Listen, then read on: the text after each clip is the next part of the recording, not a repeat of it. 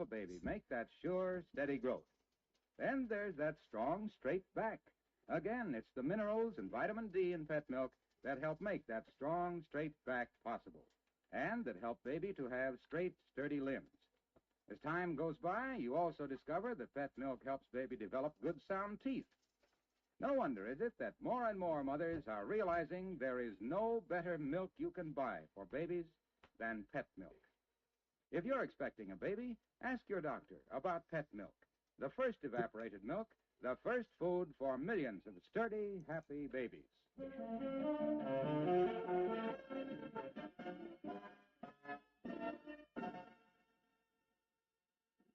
The two most destructive things in American homes today are termites and husbands who think they are carpenters.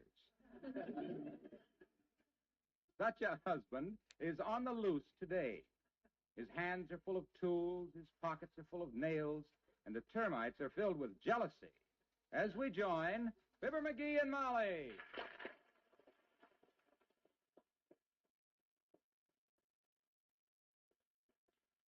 So I brought my toolbox up from the basement, and I'm raring to get to work. Uh-oh. Today's your lucky day, kiddo. Old Dad's in a fixin' mood. What's busted? My dreams of a quiet morning. No. Everything's in fine shape around here, McGee, so just put the tools back. Oh, now, don't you be bashful about asking me, baby. No job is too big for me, for you. I want to drive nails. I want to bore holes and stuff. I want to saw wood. Good. You stretch out in there on the sofa and saw wood a while. No, I got to work off this energy, Molly. Well, there is one thing you might fix, McGee. Good. The back steps. That top step has been loose for ages. Oh, is that all? Well, my gosh, that ain't enough of a job to hold a guy that he's as good a carpenter as I am's interest. Well, it'll be a big favor to me, McGee, especially for the grocery man. Yeah, why? Did he take a flop on that loose step again? Every day. Oh? I understand that in the grocery trade, this place is known as McGee's Flop House. Well, lead me to it, Tootsie. I'll soon fix that. Honestly, though, his falls have begun to follow a pattern. Yeah? Yes, sir. Every morning about this time, he comes up the back walk with my order, and he always hollers, "Grocer boy!" Huh? He did it again. Well, why don't he watch where he's going? Open the door, quick. Oh, okay. Well, folks, I fell over it again. Are you hurt, Mr. Frink? Did you hurt yourself? Well, I just can't tell till I get up, Miss McGee. Sure, feels like I busted something, though. I took a spill this time that was positively phenomenal. Here, let me help you up, boy. What'd you bust, a rib or a leg? I don't know. I just felt something break when I hit, and, oh, here it is. A bottle of ketchup. Oh, gonna knew I busted something. Well, now, just so you're not hurt. Yeah, now don't worry about the ketchup, Frank. Don't give it a thought, boy. You can bring us another bottle anytime. Just so it's today. Well, thanks, Fibber. Himself, he's just getting ready to fix that step, Mr. Frink. So the next time you come, be careful. Yes, ma'am. Taking that tumble was my own fault, though. I've stumbled over that loose step at least 30, 40, 40. Well, enough to know better. You want to watch it, Frank? Well, if I can't remember to step over it, then I just deserve to have you come and get your own grocery. Well, when you bring the ketchup back, Frank... I'll bring it back this afternoon. Fine. And I'll watch that top step this time, or my name ain't Frank Drink. So long, Miss McGee. Everything else is there. Goodbye. Well, now, McGee, if you'll put about 3 good nails in that top step. Wait till I dump my tools out here and size up the... Don't make a big thing out of it, dearie. Just nail it down and let it go with it. Oh, no. That's the amateur's way. I'm going to pry the whole step off and put it back on right. Oh, dear. Now, you watch this. I merely shove the crowbar under the edge of the step, exert a slight pressure, and the whole step will lift right off. Yes! Oh. Dad, rat it, split right up the middle. Certainly did. Well, I'll find a new piece of wood and I'll have it. Hey, Johnny! It's me, kid! Well, hello, Mr. Oldtimer. Hi, old-timer. Where'd you come from? Flat River, Missouri, Johnny.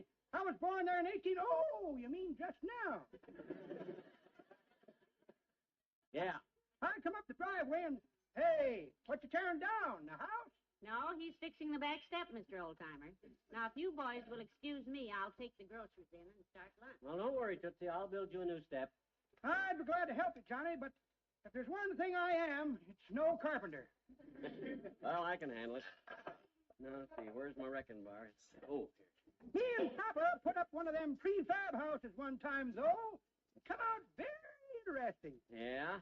They sent us all the parts for a 9-room house and a set of blueprints to show what part went where. Sounded very simple.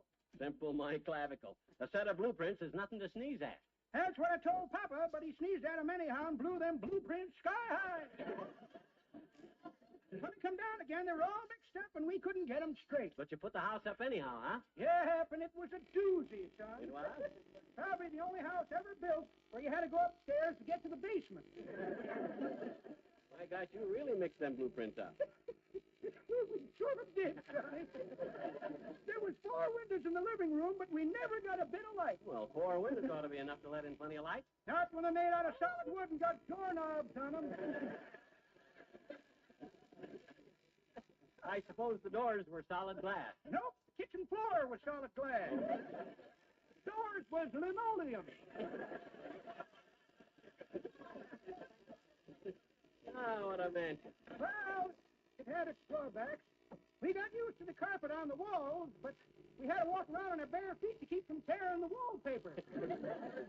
Whatever happened to that house? It burnt down, Johnny. Burnt down. Fire started in the attic under the house, burned clean down to the roof. He was real happy when the fire insurance men come to look at the remains. Did you collect your insurance? Nope. They said the whole house was built in reverse, so instead of them paying us, we had to pay them. Oh, Johnny.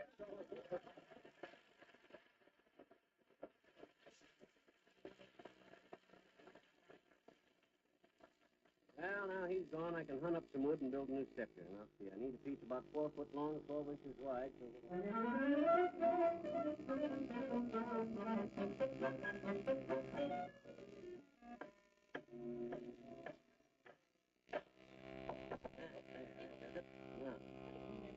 Need a better looking top step in Wistful Vista. Hey, Molly, Yes, dearie. the step's done. If I do say so myself, it's great. Yes, it looks very nice.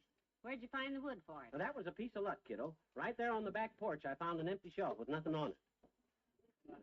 Which, come to think of it, is what you'd expect to find on an empty shelf. Just the right size, so I yanked it off and used it for this step. McGee, you didn't. Yes, I did. Why not? I need that shelf. Huh? That's where I keep my soap powders and cleansing stuff. I just emptied that shelf. Oh, well, now, don't you worry, Tootsie. I'll find some more wood and build you another shelf. You're not talking to just an average carpenter, you know. I'm sure of that. No, sir. You're looking at a guy that knows lumber inside out, kiddo. Matter of fact, I was at one time in charge of a... The Pet Milk Program with Fibber McGee and Molly celebrating their 20th anniversary on NBC.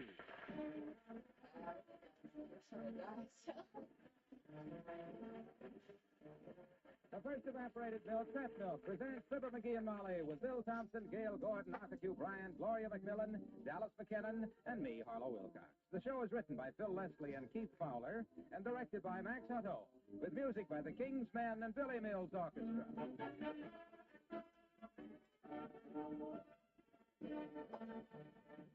With all the different kinds of milk to choose from, good cooks keep right on reaching for just one brand, Pet's Evaporated Milk. Now, you might ask, what does Pet Milk have that causes so many people to reach for it? Well, for one thing, every can of Pet Milk has the seal of acceptance of the Council on Foods and Nutrition of the American Medical Association. Another thing, Pet Milk is good, sweet, country milk from which nothing but water has been taken out. So you know it's honest-to-goodness whole milk in concentrated form. Because it's concentrated, because it's twice as rich as ordinary bottled milk, you can use it in many more ways. In place of coffee cream, for example. Even in place of whipping cream. When you want to use it in place of bottled milk, you simply put the water back into Pet Milk. Half water, half Pet Milk. And don't forget, that evaporated milk costs much, much less than cream. Even less generally than bottled milk. So do as so many good cooks do. Reach for Pet Evaporated Milk.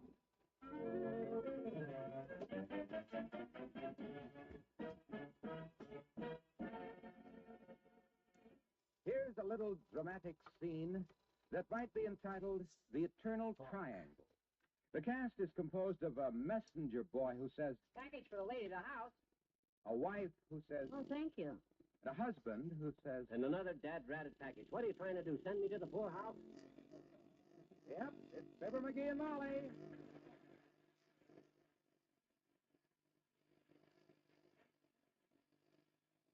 Yeah, the way a woman spends money on clothes is just plain off.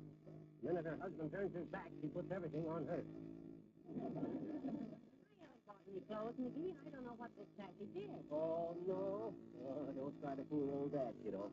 You thought I wouldn't be home when this was delivered. That's where you thought I wouldn't be. You thought I'd be hard at the Joe. Well, I haven't the slightest idea, bless his heart. Oh, come now. Come on, Tootsie. You don't have to be careful with me. I'm not, McGee. I just don't I know. ain't after who Joe is on account of the fact I'm jealous. I ain't got a jealous bone in my head. I know that, dear. You didn't even get mad on our honeymoon when I unpacked my picture of Francis X. Bushman. And set it up on the dresser. No, Remember? I and you and Francis X got along swell. So who's Joe? I don't know. Have some candy. No, thanks. I know. Don't think it's very unimportant to me. Well, I can't be stepping up and don't send a new camera. Ah, yeah. Let's soon hear no more about it. Good. I'll put it completely out of my mind. Good. There's just one minor point I wish you'd clear up with me before I forget. Who's Joe?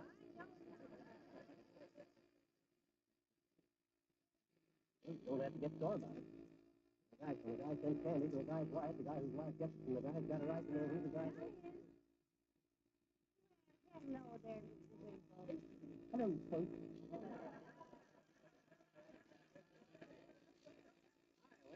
Oh, look at you. What you got on your arm there, boy? Seed catalog? Oh, no. This is my bird book. I've been out to Judy's Lake bird watching. Oh. I haven't seen really odd birds for days, so I thought I'd come see you a minute, Mr. McGee. That's very thoughtful, Mr. Winkle. Yeah, I think. Someone was telling me that they saw a rare North Polish bird near here, but The North Pole is what bird, Mr. Wimple? a bird near here. It's a small, snow-covered bird that lives at the North Pole. Oh? It builds its nest out of ice cubes and old frost warnings, and sits there all really long saying, brr, brr, brr.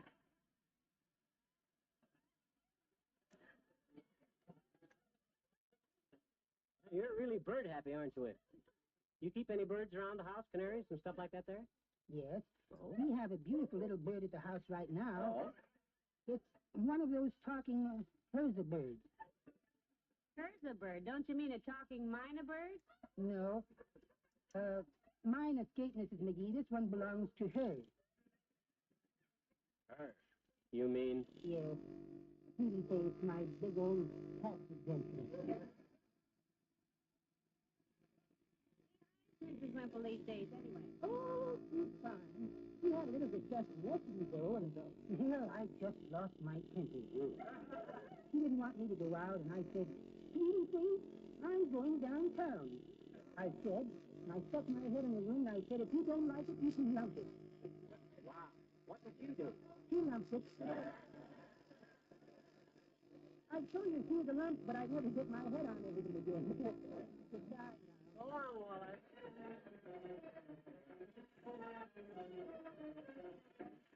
Billy Mills, the orchestra, and Ophelia.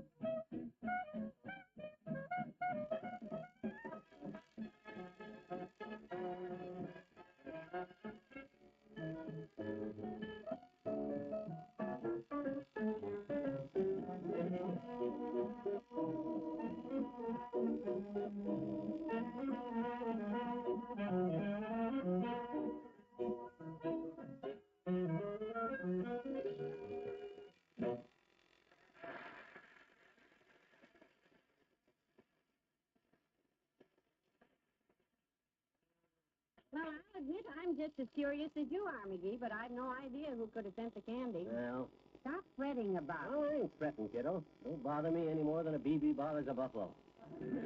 I'm just curious enough, though, to get this old high school annual of ours out of the attic. Oh, our annual, my goodness. Yeah, I got a hunch this guy Joe is somebody we maybe went to school with and forgot about, maybe. Maybe we can find him in here. Well, good. Open it up. Where do we start? Oh, I'll just open it at random. Here we are, Pete Random. Remember Pete? Sure. He was the oldest of the three random boys. Yeah, nice kid, too, but his name wasn't Joe, so I'll keep looking. Next is Betty Bye. Well, it's a cinch she ain't Joe. Betty Bye. I don't seem to remember her. Oh, sure you do. Her old man was George Bye, the fellow that owned Bye's Restaurant on Adams Street. Oh, sure. Yeah. Sure, I remember. Mr. Bye made his own potato chips and was very proud of them. That's right, they were good. When people left the restaurant, they always said, "Good chips, Mr. Bye."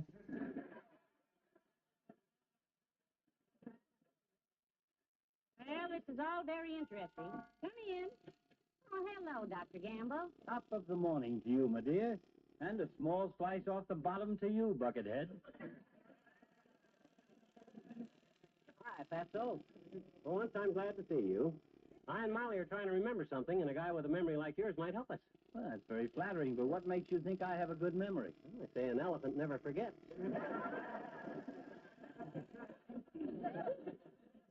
I wonder why I come here. It must be the same thing that leads an Indian mystic to drive an extra handful of spikes into his bed. Sit down, Doctor. You look tired. Well, I am tired, my dear. I employed a new nurse this week, Miss Bullwinkle, and she's worn me out completely. Oh, what'd she do, Doctor? Well, she wasn't satisfied with the appearance of my office. Thought it needed a woman's touch. Oh? This morning I came in and the woman had touched it, but good. Bullwinkle redecorated, did she?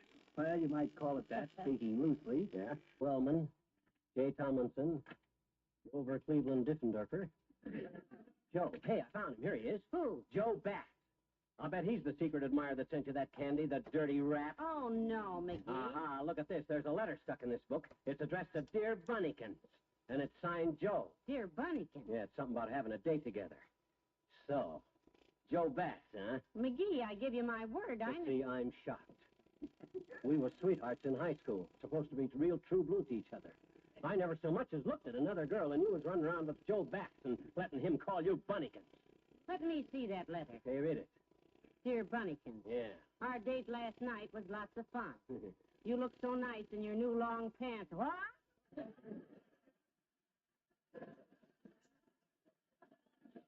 New long pants? This is not my letter. Oh, yeah, I remember now.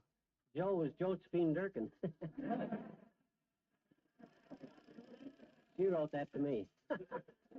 We had a couple of dates, but it was just a passing fancy. You understand, kiddo. I understand, Bunnykins. Good. I wouldn't want you to think for a minute that I was... Molly, hi, pal. Hello, Mr. Wilcox. Hi, Junior. Say, maybe you can help us. We're trying to figure out who sent Molly a 2-pound box of candy. No, don't look at me, pal. I wouldn't dream of sending a girl a 2-pound box of candy. I suppose you send them a 5-pound box? No, I send them a 50-pound case of pet milk. Well, that's a lovely thought, Mr. Wilcox, but girls like candy, too, you know. Oh, well, I'm sure they'd prefer my gift, Molly. After all, what's in a box of candy? Well, in this box, there's a layer of creams. Ah, nothing compared to the creams you can make with pet. Oh. Delicious cream sauces, delightful cream gravies, mouth-watering cream pies and custards, Every good cook knows the wonderful creaminess that pet milk brings to her family's favorite foods. All right, you win that one, Mr. Wilcox. Yeah. But this particular box of candy has some nut clusters in it, too. I'm glad you mentioned that, Molly. I'm sorry. Because when the meals are prepared with plenty of good, rich pet milk, you just show me the family that will nut cluster around the table.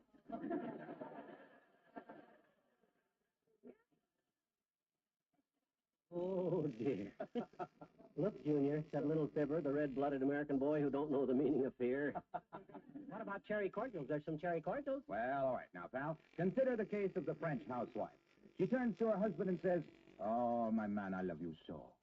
You'll never know. But when we marry, you treat me very horrible. Name of a little pig, how you beat me. Je suis fatigué. Je suis désolé. Je suis black and blue." That's very dramatic, Junior, but what's it got to do with cherry cordials? Then she says, "What? That is all changed since I begin to cook with the delicious double-rich pet milk.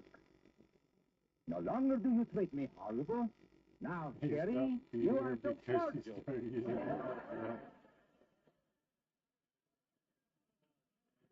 Oh, that's it. Take your fractured French and scramez-vous, Pierre. Au revoir, Fibber.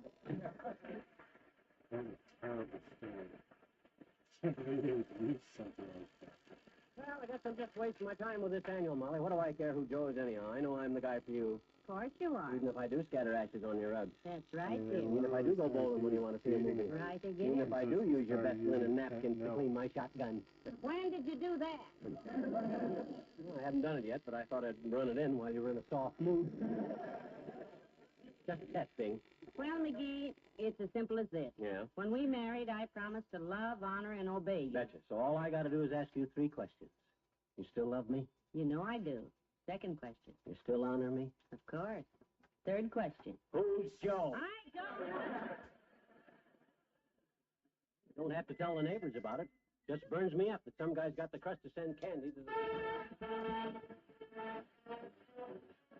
The king's men and retreat. I once heard that in the city, gals are sweet and awful pretty, so I rolled into town, loaded down with golden money, but I didn't figure, honey, you'd treat me so down. Retreat, retreat, retreat, says my heart. Retreat, retreat, retreat, says my heart.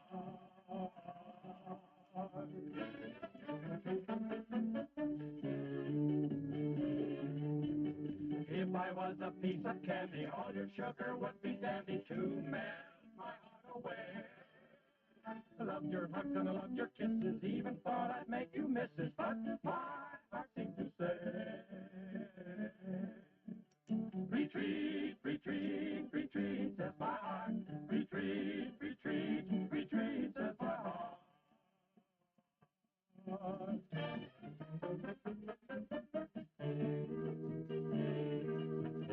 Saw you dancing with a stranger, my heart hollered, look out, danger, go away and let me be. 20 years I saved my money, now it's spent and gone, my honey, it's gone, and so is me. Retreat, retreat, retreat, says my heart. Retreat, retreat, retreat, says my heart.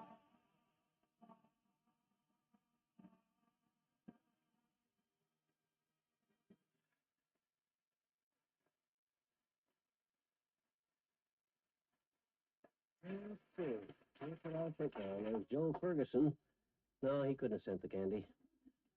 He's a politician, and they only send mink coats. Joe Mitchell. No, it couldn't be him either. I was one of his pallbearers. Joe Blow. Are you still racking your brain about that candy? Candy? What candy, my dear? Oh, you're referring to the candy that this unknown Joe person sent you? Hadn't given it a thought, my dear. Well, good. For a while, I was afraid you were... Just a moment, Joe, my dear. Come in. Oh, it's Mayor Latrivia. Come in, Mr. Mayor. Thank you, Molly. Hello, McGee. Well, if it ain't the people's choice himself. We haven't seen you for a while, Triv. You've been busy. No, not especially. Oh? Actually, all I've done today is look up some confidential records for Judge Winecoop. Oh, is that part of your regular work, Mr. Mayor? No, but the judge and I call on each other for favors whenever we need them. Oh. You know how it is in politics, Molly. I scratch his back and he scratches mine. Seems like a pretty silly way for a judge and a mayor to spend their day, Latrivia. I beg your pardon? Scratching each other's backs when you should be working. Isn't that a little childish, Mr. Mayor? Yeah, well, I'm afraid you misunderstood me, Molly. I simply... How do you guys keep it fair and even, Latriv? You keep score on a sort of a scratch sheet? Or you just go at it scratch as scratch can? No, just a minute, please. I merely used an old political expression here, McGee. I'll scratch your back and you scratch mine. No, thanks, Homer. I don't itch right now. Some other time. You're awful sweet to offer it, though, Mr. Yes, Mayor. And a man with your experience who spends all day scratching judges ought to do a fine job. I don't spend all day scratching anybody. Probably just spends half a day scratching Molly and the other half being scratched. That right, Latriv? Yes. No. Look, I merely went down and gave Judge Winecoop a hand today. I didn't... Oh, one hand. My gosh, you couldn't do much of a scratch job with just one hand. I should say not with a man as white as the judge. You'd need about 6 hands to do it right. It'd take 3 of them just to hold up that long black robe he wears. I didn't scratch him with my hands. I never laid a hand on the man. You used a ruler, huh? Oh, boy, you can really do it with a long ruler. That's the greatest feeling in the world. I didn't use a long ruler. Huh? Use a long ruler. Huh? Listen to me, please. Yes? The judge asked me to help him. He had a case that was giving him trouble. Oh, a case of hives or a case of poison ivy? Hives? No. Neither one. It was the case of habeas corpus. So I went down. That poor man. Those foreign skin diseases can be mighty You must have wore out your knuckles, too, on that rough robe of his on account of his... I never swore out my nickels on Judge Kindfoot. My nickels on Fudge Line Lou. Kindfoot. I seen the other one outside the other day. When I said we snatched each other's jacks, I smacked my brother's... That's the partner's pole. I didn't say anything about it. You were the one. I was just... scratch his back.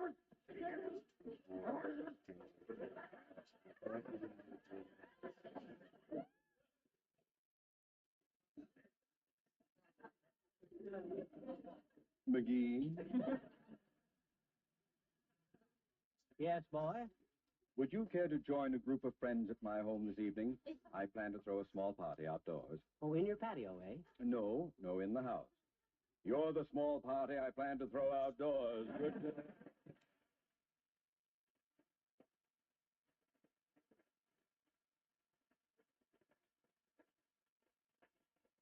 I'm so glad you don't get excited like that, McGee. Yeah, just nerves, I guess. Hey, I got an idea, kiddo. You go put your face on and we'll go downtown to dinner. What do you think? To dinner. Oh, wonderful. You're awful sweet to take me out, dearie. You know, it was nice to get this box of candy, but I wouldn't trade you for 6 of these Joes, whoever Joe is, because... That's right. Why do we have to keep talking about Joe? That's all I hear around this joint is candy. Joe. I hope he breaks his big fat neck. Well, bless his little noisy heart. I do believe Mommy's boy is jealous. I am not either jealous, too. He can take a run and jump in the... Oh, wait a minute, dearie. Who's this? Come in. Well, Debbie Lynn. Hello, Debbie. Oh, hello, Mrs. McGee. Hi, Mr. McGee. Ed told me to be sure and say hello for him. Well, Mr. McGee's coughing, dear. How is Ed? Your romance still zooming, is it? Oh, yes, Mrs. McGee. Ed's so wonderful. The silliest darn thing happened to me yesterday, though. I almost lost Ed on account of it. Oh, some girl after him? Oh, no, it was just so silly. I got this box of candy yesterday, you see, with a little card in it that said, "Sweets to the sweet from Joe." Well, you know. And Ed got simply furious. He thought Joe was some boy who was trying to date me. Isn't that silly? It certainly is. Who's Joe? Why, don't you know about... Oh, wait a minute. What time is it? It's almost half past. Well, let me turn on your radio. There. Wait a minute. And today's lucky recipient of a box of these wonderful chocolates was Mrs. Molly McGee of 79 Wistful Vista.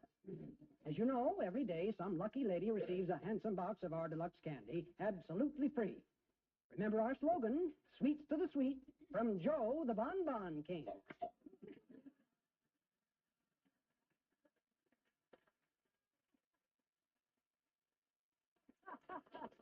Imagine Ed getting jealous over that, Molly. It just goes to show what the adolescent mind will do, don't it? Hand me another piece of candy, kiddo. Help yourself, Bunnykins.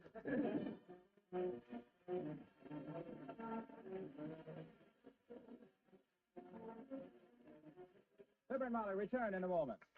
Each month there's a sort of popularity contest in the famous Pet Milk kitchens to select the special recipe of the month. Well, the winner of this month's popularity contest is tuna macaroni slices, a Pet Milk recipe now being featured in grocery stores from coast to coast. And what a dish it is. A delicious combination of tuna, macaroni, and cheese sauce baked into a golden yellow loaf that's easy to cut into nice, smooth slices. And listen, one reason this meatless dish is so satisfying, so nourishing, is the Pet milk that goes into it. Not just ordinary milk, mind you, but Pet evaporated milk. Good, sweet country milk concentrated to double richness. Twice as rich in protein as ordinary bottled milk. Twice as rich, too, in the minerals, vitamins, and other protective substances of good whole milk. So get Pet milk at your grocer's tomorrow and take along the Pet milk recipe of the month for tuna macaroni slices. It's a meatless main dish I know your family will like.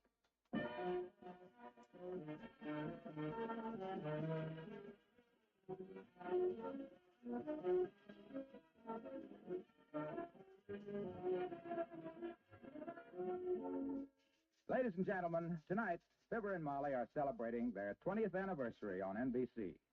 With us is the president of the Hollywood Chamber of Commerce and honorary mayor, Mr. John B. Kingsley, with a message for them. Mr. Kingsley. Thank you, Harlow. Jim and Marion, the people of Hollywood have had this parchment scroll drawn up as an expression of their deep appreciation to you both. It says, in grateful appreciation to Jim and Marion Jordan, whom the world knows and loves as Fibber McGee and Molly, who by their many years of clean, wholesome comedy and by their exemplary personal life have brought great credit to our great community of Hollywood, which in their honor has christened itself Wistful Vista for a day. Yes.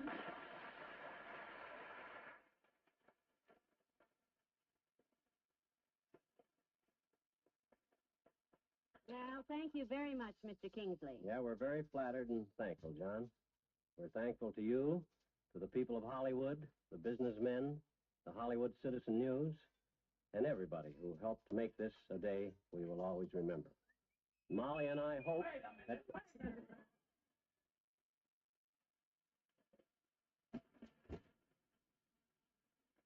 What do you mean? What do you mean I can't go out there? I got a message for him. Where are they? McGee, it's Jimmy Durant.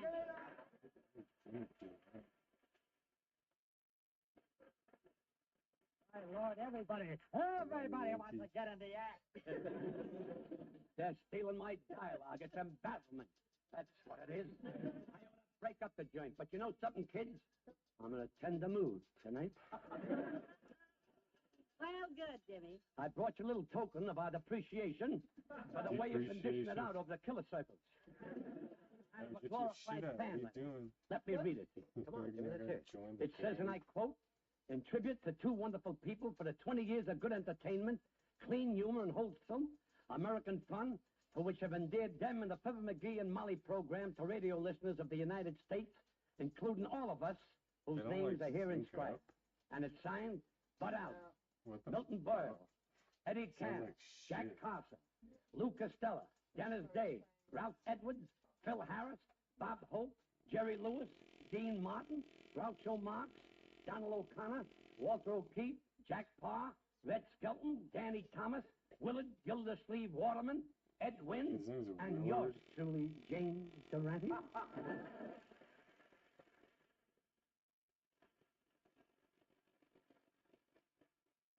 thank you, Jimmy. Thanks. That's just great. It makes us very happy.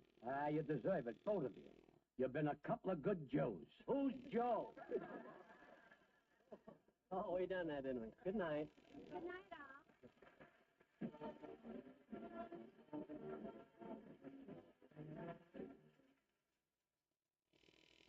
Sometimes parents forget what they were like when they were young and just married. That's the way it is with Sally Carter's parents until she finds an amusing way of reminding them. You'll hear it all in the story of the week on Pet Milk's Mary Lee Taylor program next Saturday morning. Immediately following this heartwarming story, Mary Lee Taylor will bring you the Pet Milk Recipe of the Week for a tasty new dessert that calls for the everyday ingredients you usually keep on hand. It's baked lemon pudding, and you'll hear how to make it when you tune to Pet Milk's Mary Lee Taylor program next Saturday morning over NBC.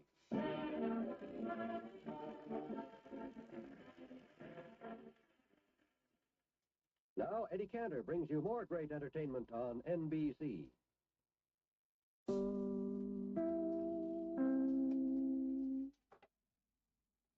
The Pet Milk Program with Fibber McGee and Molly.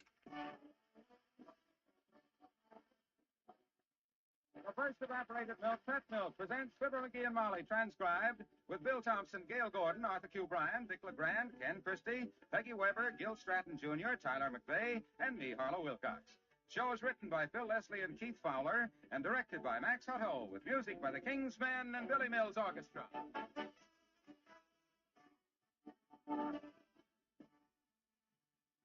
In most families, morning's a pretty hectic time with breakfast to fix, husband and youngsters to get off to work and to school. And when the house is quieted down again, that's when you really enjoy a good cup of coffee. And morning after morning, you'll enjoy that coffee more when you use Pet evaporated milk instead of cream. You see, Pet milk is good, sweet country milk with more than half the water removed. So it's just the right consistency for coffee. No doubt about it, Pet milk gives coffee the creamy color and fine, mellow flavor most folks like best. But there are two things Pet milk does not do that are important, too. One, Pet milk doesn't add to coffee the number of fattening calories cream does. And two, Pet milk doesn't cost nearly as much as cream. In fact, it costs less than half as much. If you're still using expensive cream in coffee, how about switching to Pet milk? Once you try it, you'll know why millions of coffee lovers who used to use cream now use Pet evaporated milk.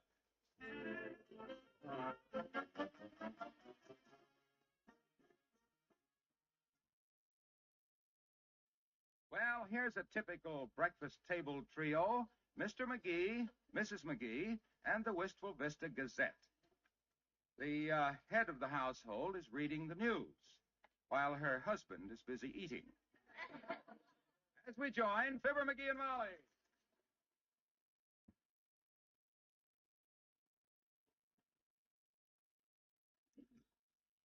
Pass the biscuits, Molly. What's in the morning paper that you can read without getting upset? Anything? Well, now, here's an interesting headline. Mm-hmm. It says lower income taxes. Yeah? Impossible, says Senator. Oh. Skip the biscuits. I just lost my appetite. Oh, here's a funny one, McGee. You know the new highway they're working on? Yeah? It says they were clearing away the brush out there yesterday, and they found an old abandoned statue all overgrown with undergrowth. Well, people throw away that statue. Where? Whereabouts? They find it. Where? Oh, out past the end of Oak Street. There's a picture of it right here. Let me see that. Oh, my gosh. That's him, Molly. They found the statue of Uncle Buckshot McGee. Yeah. I was the only guy that knew it was there. Oh, just look at him. Good old Uncle Buckshot. Who is he? Or was he? Who is he or was he? Well, my gosh, Molly, Uncle Buckshot McGee was the greatest hero in the entire history of my family. That's a very modest claim. That's it. My folks had a million stories about old Uncle Buck. Any of them true? I never asked. He done everything, Uncle Buck did. He was an Indian scout and a buffalo hunter. He fought in the Civil War. He hunted gold in the gold rush. Really? In California? Right. They say that when Uncle Buck went out there in 1849, all he owned in the world was 50 cents and a case of hay fever. But when he came back 4 years later, he had entirely got rid of the 50 cents. Well, he sounds like a fascinating figure, all right. Yep, I found that statue last fall, Molly. I kept it quiet because I've been saving it to donate it to the city this summer when we have Pioneer Day, see? I figure they can move it to the City Hall lawn. Say, that's a wonderful idea, McGee. This is exciting. Well, I'll say it is. It ain't everybody that has a statue of an ancestor of his that he was one of the greatest pioneers anybody ever saw sitting on the City Hall lawn. Why, when the trivia here's about Uncle Buckshot McGee, hand me the phone. Here. Thanks. Hello, operator. Give me the city hall. Mayor Latrivia's office. That you, Mert? Oh, dear. How's every little thing, Mert? Is, eh? What's say, Mert? Your brother. Out at Dugan's Lake diving for pearls. What's he going to do, make a necklace? No, Mert and her sister dropped their purses off the dock. They found Mertz and brought it up, but they're still diving for pearls.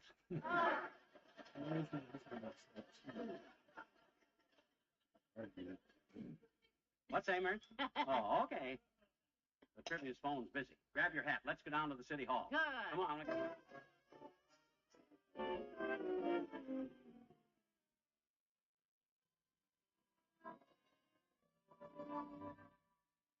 So, Latrivia, on behalf of the great pioneer family of McGee, I'm going to donate to the city of Wistful Vista my Uncle Buckshot McGee his statue. I appreciate the offer very much, McGee, but on behalf of the city, no thank you.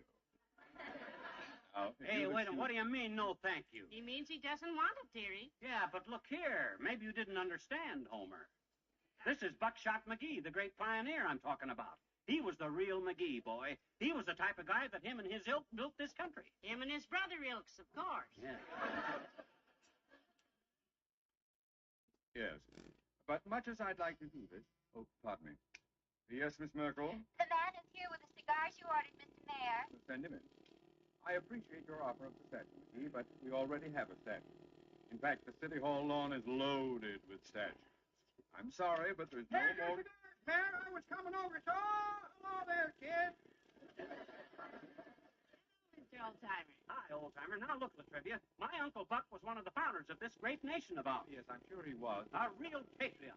Who do you think come out to this country on a borrowed mule with a hat full of glass beads and traded the Indians out of this whole state? Let's keep my grandfather out of this. I'm not talking about your grandfather. I'm talking about a real pioneer. That statue was a hero, boy. Statue? Yeah. How can you call yourself a true American, Latrivia, and refuse Hey, to... speaking of statues, kids, they found one out by the highway yesterday. Feller with a long rifle, a worried look, and 4 foot of ivy growing out of his ears. Yeah, we know. That's McGee's uncle.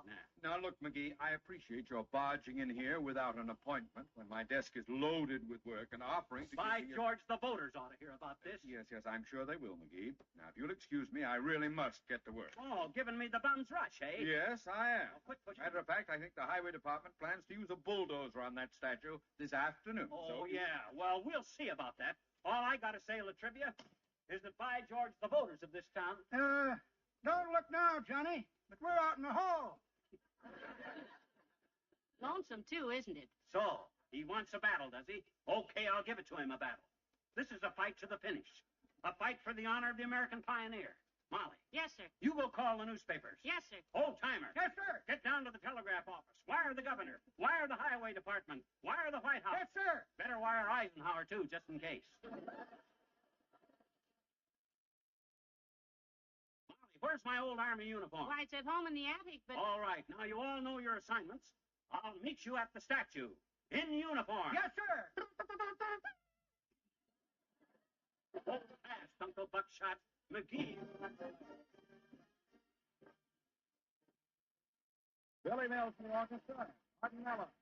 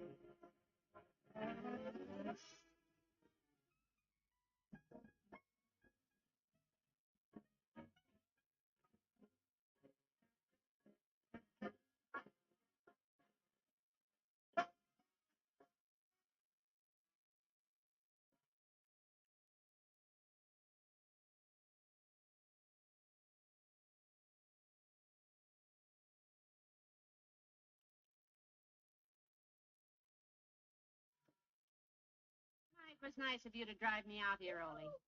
Well, that must be the statue over there. That's the funniest looking little hunk of yunk I ever seen. Hey, that's McGee. I was looking at the wrong statue. Yoo-hoo, McGee, how's it going? Okay, so far, kiddo. Them highway guys ain't even seen me yet. They're still eating lunch up the road there. Hi, Ole. Well, hello, McGee. So that's the statue, huh? Yeah, that's him, boy. A true pioneer. The real McGee. Looks like quite a fella. Yeah. Drink a lot, did he? Drink? Sure, he looks pretty tipsy to me. He's tilted like the pinball game at the Elks Club, McGee. No, he was that way when I found him last fall. And if you'd have been standing in one spot for 90 years with a family of gophers living under your northeast corner, you'd tilt a little too. That's a very interesting uniform you got on there, McGee. Which army is that? Well, that's several of them, Ole. The puttees and the coat are from the First World War. The air raid warden's helmet is from the Second World War. And the pants are from Joe's riding stables. Well, don't worry. Them highway guys don't know I mean business. Well, the old-timer was telling at the Elks Club about it, McGee, and some of the fellas get pretty excited. Good. Old man McDonald from the bank, he says any statue of your family, they shouldn't push it over with a bulldozer. Right. He said they should blow it up with dynamite. Well, I got news for you. Nobody's going to lay a hand on the statue while I'm here, boy. I'll fight this to the better end. If that highway crew thinks... Oh, look. Oh, here they come back. All right, boys, let's knock this old statue over and get it out of here. Bring the bulldozer up, Eddie. Okay, boss. I'm sorry, Pop. You folks will have to move your picnic someplace else. We're going to knock this statue down. The new highway's coming through here. Oh, yeah? Well, I got news for you, Buster. You ain't touching this statue. How is that? You tell him, McGee. This is the United States Army that you're talking to a guy in the uniform of, Bud. So just watch yourself your step. Oh, come now. I think you're looking for the Panama Canal, Pop. Oh. It's down that way, about 900 miles. That's... Oh, my goodness. Just look at that bulldozer, McGee. It's as big as a house. Well, it don't scare me, Dun. Don't point that thing at me, Buster. Come on, beat it, Dad. We got work to I'll do. go fry a pig. You ain't knocking this statue down while I'm here. Shut it off a minute, Eddie. Now, look, mister, I don't know what this is all about, but... Well, I'll tell you what it's all about. This statue is the great Buckshot McGee, pioneer and hero. Never heard of him. Ah, he never heard of you either.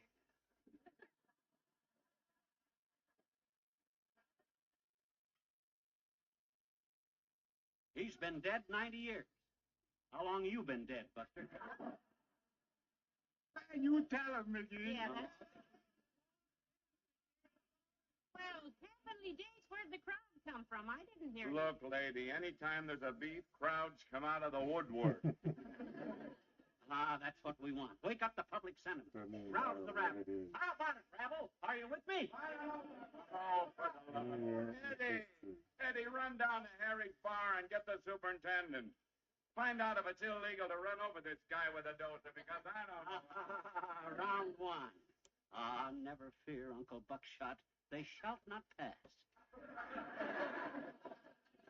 McGee, Mother is proud of you. Standing up to that big bully. Oh. Motorcycle. Pops? Hey, if that's the cops, McGee, I go stand with the crowd, because I get a wife and kids. I ain't with me. Hey, it's the old-timer. Hi, boy, I'm glad to see you. Hello there, kids. How's the battle? Winning so far. Yeah, where'd you get the motorcycle? Borrow it off of somebody? No, I borrowed it from under somebody. Huh? Girlfriend Bessie. Oh? She was going down Oak Street on it, and I just reached out and grabbed the back wheel. Bessie was clean down to 14th Street before she noticed she wasn't riding nothing.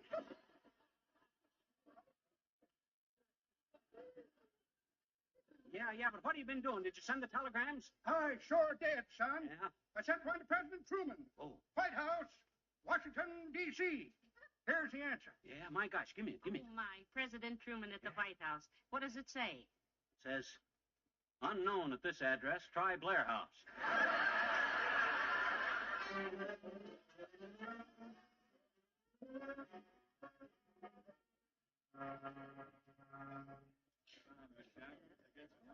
And here's another interesting thing for your paper, Bud. What's that, sir? Well, Uncle Buckshot McGee was the founder of Denver, Colorado. Really? He founded Denver? Yep. He was riding over the top of Pikes Peak one afternoon when he happened to look down and found Denver sitting there with 500,000 people in it. Are you getting this all down for your paper, Bud? Am I going too fast for you? You are for me, dearie. Well, I don't want to hurry the press. I know how it is. I went to school with a kid one time that his dad was a newspaper man. You ever hear of a guy named Eddie Bach? Eddie Bach? Yeah, his dad writes a column. Yes, you've heard of Box Pop, son. Please, Mom. Please, I'll tell the anecdotes. Uncle Buck was a great hero in the Civil War. Well, hello, Molly. Hello, pal. Hello there, Mr. Wilcox. I'm busy with the press, Junior. Be sure and tell your readers, Bud, that the Pioneer McGee blood flows through my veins. Yes. Hope you don't get any of it on you. Hey, this is quite a thing you've got going here, pal. This the statue? Who is it? Who is it? Look, Junior, you can read all about it in the paper. This is the reporter right here. Well, I'm not a reporter, sir. Huh? You said you were working on a paper? Oh, I am. A paper for my psychology exam. I'm calling it Oddballs I've Met. Thank you, sir. This'll get me an A.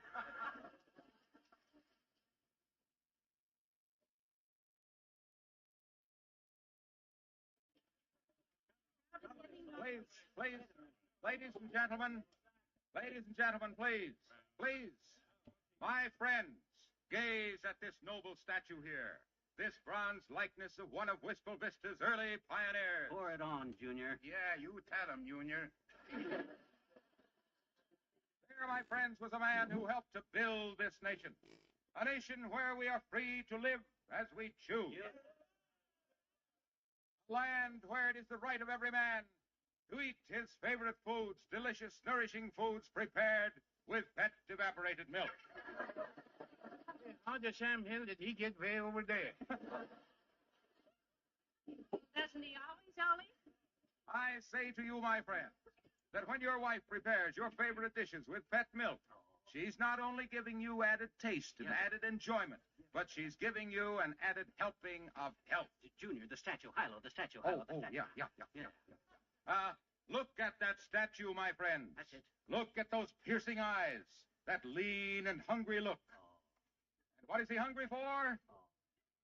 For meat and vegetable dishes, for rich, creamy, smooth gravy, for delicious cream pies made with pet milk. For the love of pet. Because pet milk, which is just good, sweet country milk evaporated to double richness, is not only good, it's good for you. Not only that, but when you cook your food... All right, break it. Oh, please, dearie. There's the guy right over there, officer, holding up construction, tying up the new highway. Oh, yeah, well, go build your highway someplace else. You ain't going to build it through here. Now, look at here, wise guy. Are you going to come along quietly? Don't you reach for me. Take your hands off of him, you big Logan. I got orders from the mayor to bust this up. Oh, the mayor, eh? All right, Flatfoot. Just one question. What is it? You're a city cop, ain't you? Yes. So, do you happen to know where the city limits line is? Certainly. Yeah. It's right down toward town there, about 100 yards. Whoops. Aha! To Houché. Wonderful. He can't arrest you out here, then. Now beat it, stupid. Go soak your head. Goes for your big fat mayor, too.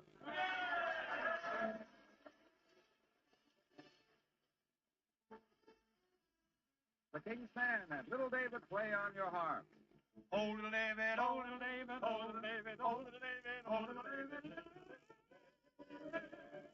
David, play on your harp, hallelujah, hallelujah. David, play on your harp, hallelujah, hallelujah. David, play on your harp, hallelujah, hallelujah. David, play on your harp,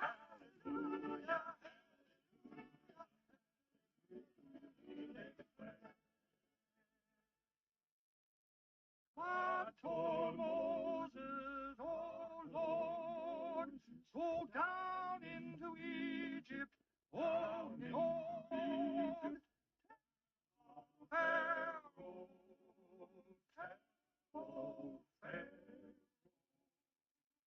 set my people free, set my people free, set my people free. There was a pillar of fire there, and the pillar of fire by night, and Moses led the way from the land of Egypt. Now Pharaoh took his army and the chariots rolled, caught up with the children when the Lord behold. The wind came a-blowing, Lord, and how it blew. The water separated and the children went through. Pharaoh tried to catch them on the farther shore, but the water came together with a mighty roar. Moses and the children, they were safe and free, but Pharaoh drowned. Pharaoh drowned in the big sea. David, play on your harp, hallelujah, hallelujah. David, play on your harp, hallelujah, hallelujah. David, play on your harp, hallelujah, hallelujah. Little David, play on your magic. Oh,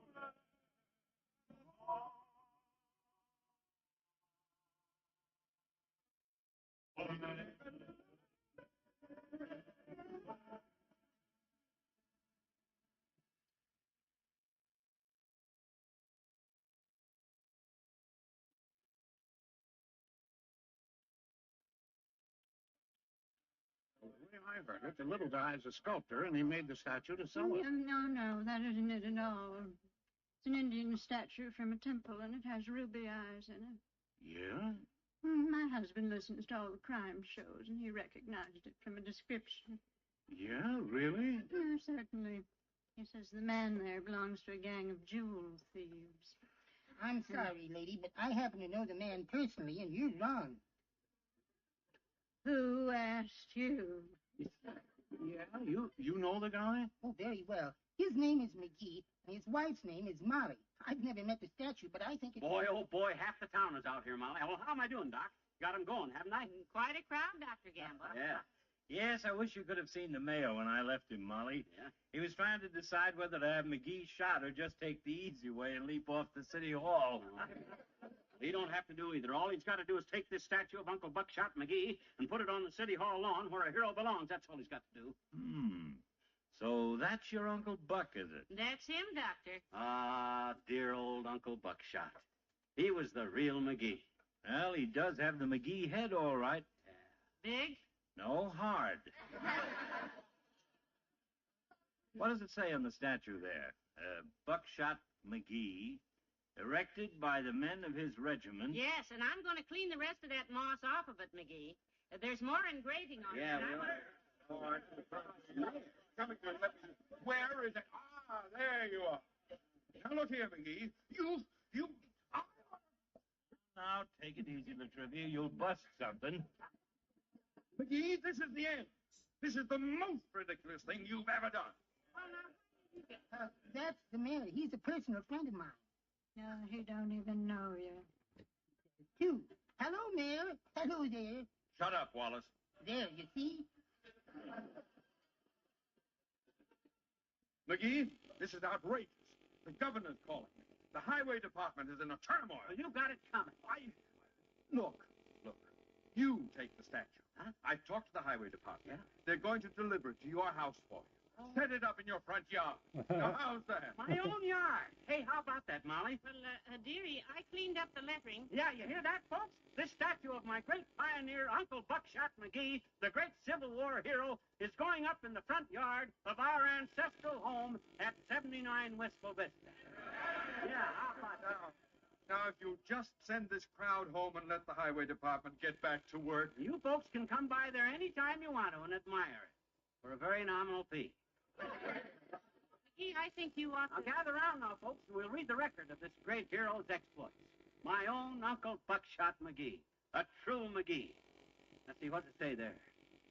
This statue, erected by the men of the 43rd Volunteers. McGee, As an example, so the world may never forget the memory of Buckshot McGee.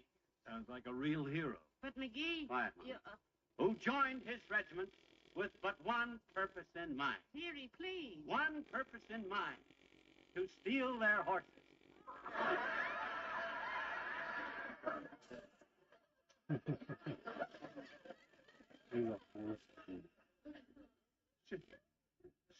Huh? I tried to tell you.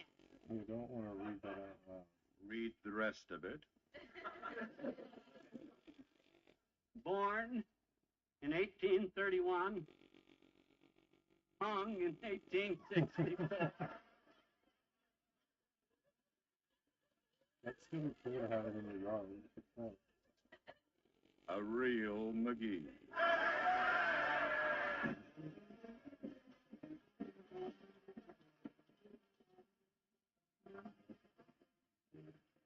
Fibber and Molly return in a moment. Women are wonderful, aren't they? A man might go into a store and get confused by all the different brands there are to choose from, but not a woman. When it's milk she wants, for instance, without hesitating, she reaches for Pet evaporated milk. She knows by experience that no brand of milk, no brand, is better than Pet milk. Why, it's Pet milk that helps her youngsters grow strong and sturdy. It's Pet milk that helps her make so many of the delicious foods her husband and youngsters enjoy so much. The good meat and vegetable dishes, the wonderful scalloped potatoes, the good creamy, smooth gravy and sauces, the delicious cream pies, and dozens of other family favorites. Yes, a woman knows that Pet evaporated milk isn't a milk substitute. It's good, sweet country milk concentrated to double richness by evaporation. And because 1 cup of Pet milk makes 2 cups of rich whole milk just by adding water, she knows she's getting more for her money when she gets Pet. So, you men who help with the family food shopping, take a tip from your wives. And when that shopping list says milk, don't take any chances. Reach for Pet evaporated milk.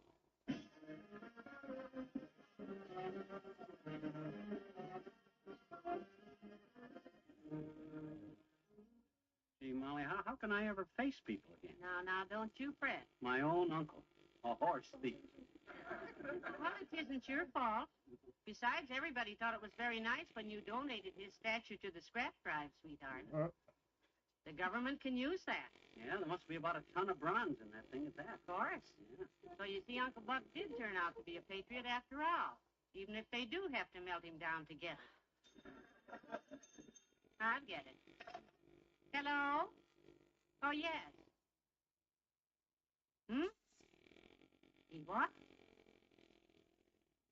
Concrete? With bronze paint on it? Bronze. Oh, Who was it, kiddo? nothing. Skip it. Good night. Good night, all.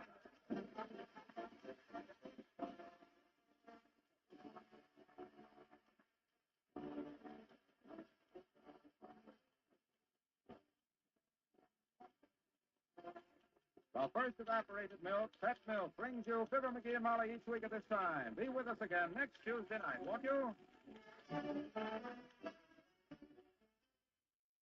If you've ever moved from a friendly, pleasant street to a strange, new neighborhood, you'll understand the regrets young wife Sally Carter experiences now that the Carters are about to leave Blackberry Lane.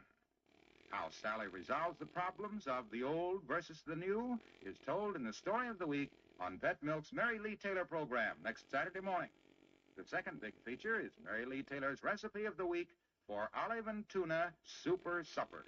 A brand new one-dish dinner that tastes mighty good. Don't miss Pet Milk's big double feature Mary Lee Taylor program next Saturday morning on NBC.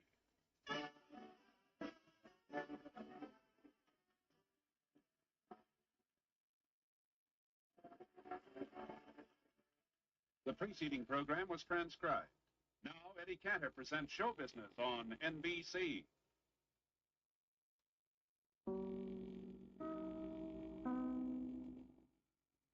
The Pet Milk Program with Fibber McGee and Molly.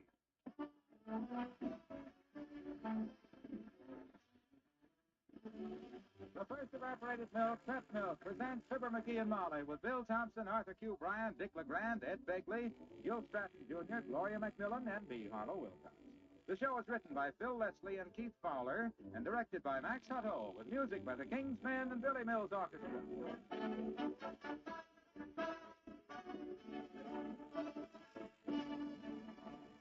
Next Saturday is going to be a mighty happy day for Mr. and Mrs. Harry Zarif of New York City.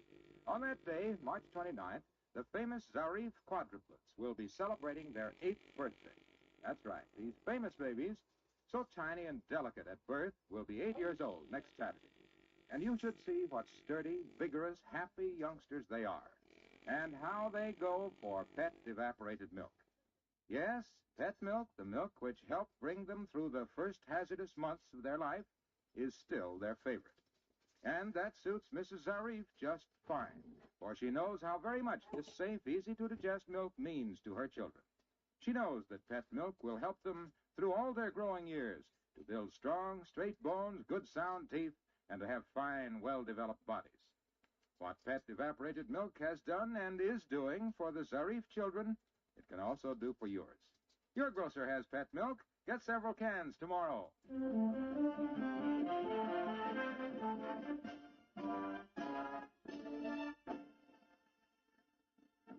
Well, it seems there were two nice kids in Wistful Vista named Debbie Lynn and Ed Tatum.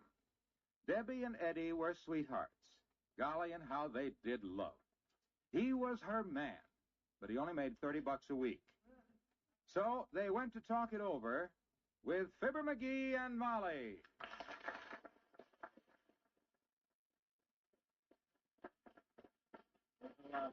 I thought you were doing okay at Kramer's drugstore, Eddie. I heard you were making quite a splash as a soda jerk. Oh, sure. Some splash. Yeah? Big stuff. Yeah. Mr. Kramer told me last week he was going to name me chairman of the board. Chairman of the board. That's the board he cuts the sandwiches on, Mrs. McGee. Oh. Yeah. Every time I ask him for a raise, he tells me how tough things are at the store. Now, if he's talking about his ham sandwiches, he's got the right idea, Lita. They're the tough... Oh, I don't know why we should bother you with our troubles, Mr. McGee, but Ed and I want to get married, and we'll never be able to on his salary. How much do you make a week, Ed? $30, ma'am. I got a raise 3 years ago, but... $30 a week? My gosh, that ain't bad. Why, when I was your age, I was only making $8 a week. And I could afford shoes with genuine imitation pearl buttons, too. But, Mr. McGee, when you were Ed's... I worked at old man Wiggins's hay and grain store in them days. Had a swell job, too. Used to spend all morning in the grain department and all afternoon in the hay. I remember the day Mr. Wiggins fired you when he caught you sleeping on the job. Yeah. It seems somebody ordered a batch of alfalfa, and he had to load it himself. Yeah. Well, he stuck a pitchfork in a pile of hay, and they heard you scream at the Union Station. I was in the office with Lily Wiggins when it happened. Oh, yeah, good old Lil. I forgot all about her. So had I. I wonder whatever happened to Lily. I understand she moved to Kansas City and got in a kind of a romantic mess. She did. Couldn't decide whether to marry a fellow named Pringle or another fellow named Dingle. Like both of them, did she? That was the trouble. Pringle was a tall fellow who gangled, and Dingle was a clumsy fellow who bungled. Both Pringle and Dingle made her tingle. Well, it must have been difficult for the two lads. Yeah, all they did was wrangle. Pringle threatened to tangle with Dingle, and Dingle threatened to mangle Pringle. Well, what did Lily finally do? Well, she didn't want to stay single, so she married Pringle and let Dingle dangle.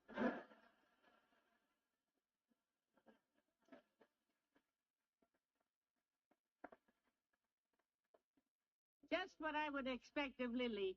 But we're getting off the subject. Like I was saying, that $30 a week ain't bad.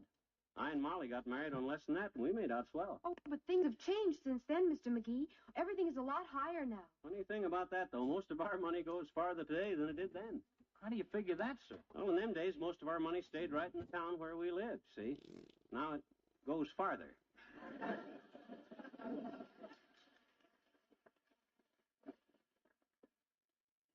Clear to Washington.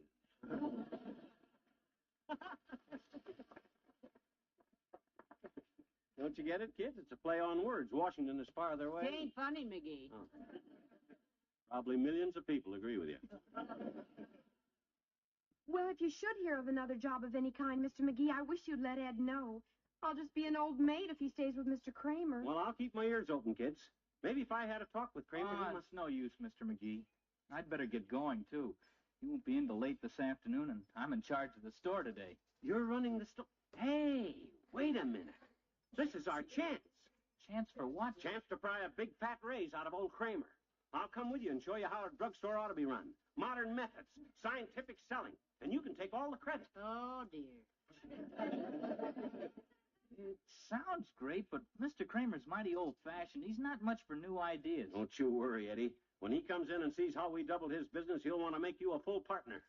Why, I'll have that store buzzing like a batch of bumblebees in a beer bottle. McGee, are you sure this is a wise move? If Mr. Kramer... Leave us not be skeptical, Mrs. McGee. I got quite a background in the drug business, you know.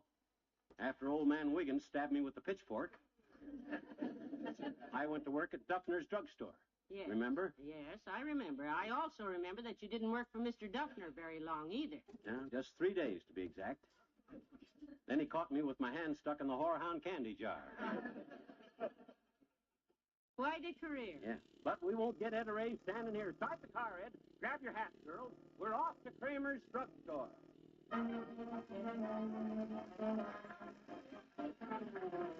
Billy Mills, the orchestra. After I say I'm sorry.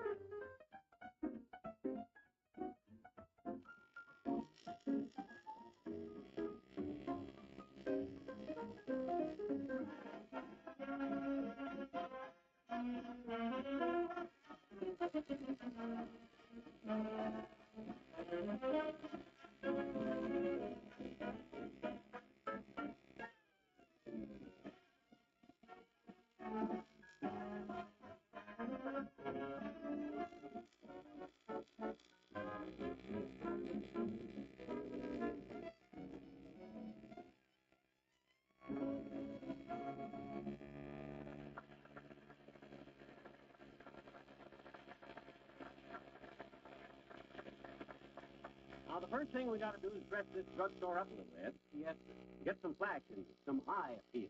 Eye appeal? Yes, and I appeal to you right now, dearie.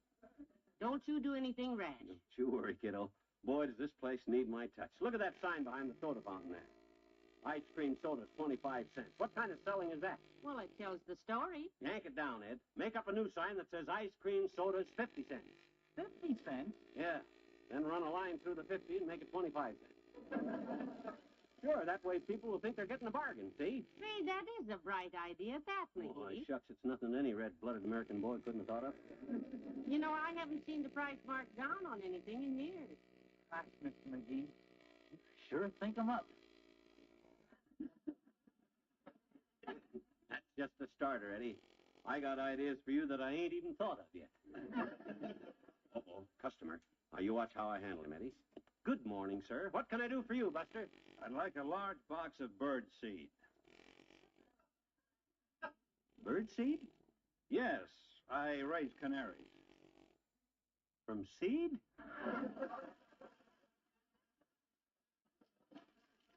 No. Cut it out, Bud. Anybody knows you raise canaries from eggs. Oh, a smart aleck, eh? Well, I'll get it across the street. Gee, Mr. McGee, that was one of our best customers. He's rich. Yeah, he sure is. Great sense of humor.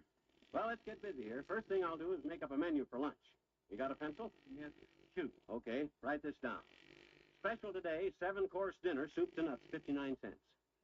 Put that in the front window. 59 cents? For a 7-course dinner? Oh, McGee. Count 'em up, kiddo. Here's the menu.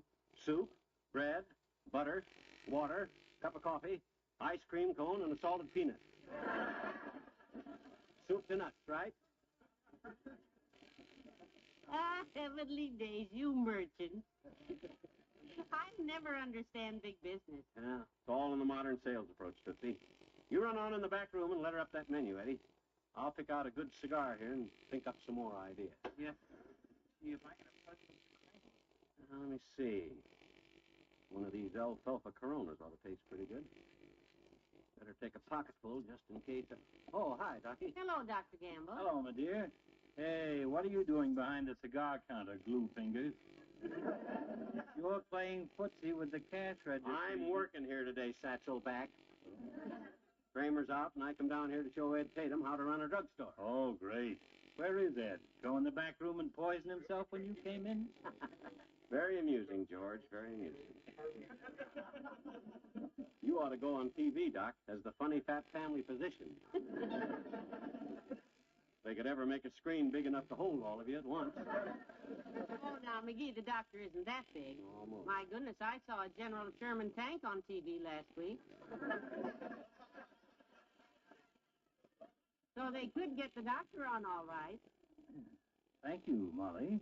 As a matter of fact, I'm to be on television tomorrow night. Are you really? Yeah, I wanted to ask you if you'd like to guest on the program with me, McGee. Me, Doc? Television? Yeah, on the local station, yes. Oh, gee. I could make the arrangement. You could be my co-star. Oh, how wonderful. Gee, that's swell of you, Doc. What program is it? Well, it's called The Doctor Operates. Oh? It's just televised to hospitals. Oh. Well, what do I have to do? Just lay there. See you. Go on, Molly. Smart guy. I got a good notion to go on that TV show with him just to show the big pickup.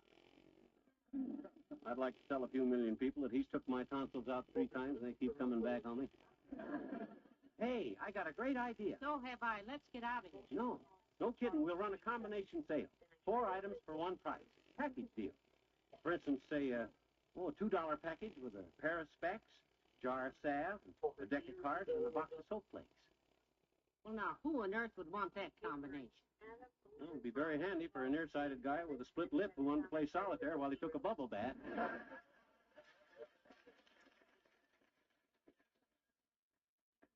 Well, frankly, dearie, I doubt that there's much demand for that. Oh, I didn't see you, sir. Something we can do for you? Yes, ma'am. I'd like a pair of specs, a jar of salve, and a deck of cards, please. Yes, sir. May I ask what you want with them? Oh, my nearsighted brother with a split lip wants to play me a little canasta. Why?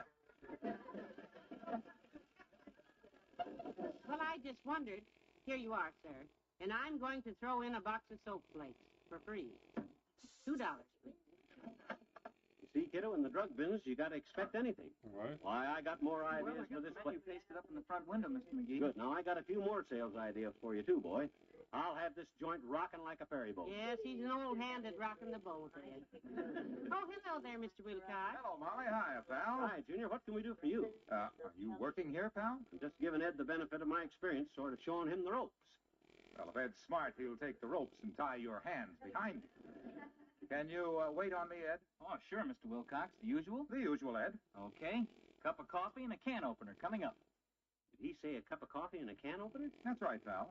I always carry a can of that good rich pet milk for my coffee and need the can opener to open it. You carry a can of pet milk in your pocket? My breast pocket, Molly, next to my heart. You see, I like coffee, and there's no coffee like coffee with pet. Pet milk, that good, sweet country milk evaporated to double richness. Oh, yes. Nothing brings out the rich, full-bodied flavor, the deep, satisfying deliciousness of a cup of coffee like Pet milk. Here you are, Mr. Wilcox. Ah, thanks, Eddie.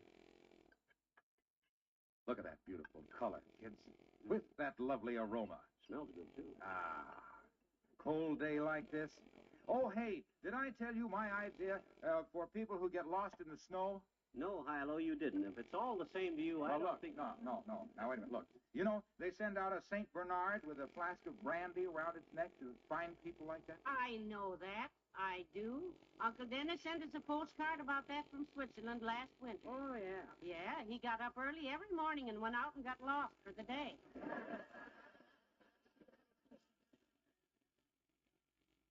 Yeah, well, my idea is to send out 2 dogs. Oh? A collie with a cup of coffee and a poodle with a pitcher of pep. You like it? Junior, you know what Molly said Uncle Dennis used to do every morning in Switzerland? Get lost? Yeah. Okay, pal, okay. I can take a hint. So long, Molly.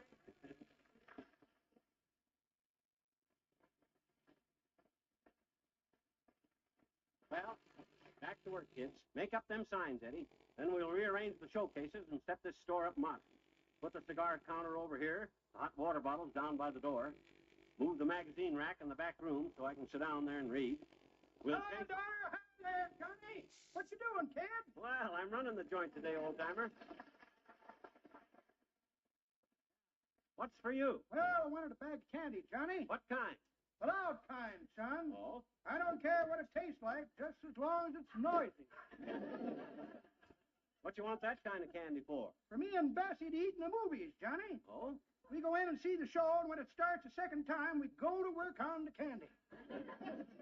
Mean you wait until the second show to eat it? Yep. Then people complain about the noise, the usher throws us out, and we get our money back. Well, that's quite a system. It never misses. No? Me and Bessie got so good at gnawing on the candy that we sort of harmonized. He crunches the alto part, and I chomp tenor. Well, I can see why people would complain. Oh, it drives them frantic, daughter. Last week, we went to see one of them action pictures, and a lady next to us fainted. What made her faint? Happened when Errol Flynn dove off of a cliff. Yeah? Just as he hit the water, I bit down extra hard, and she thought Errol had busted his neck.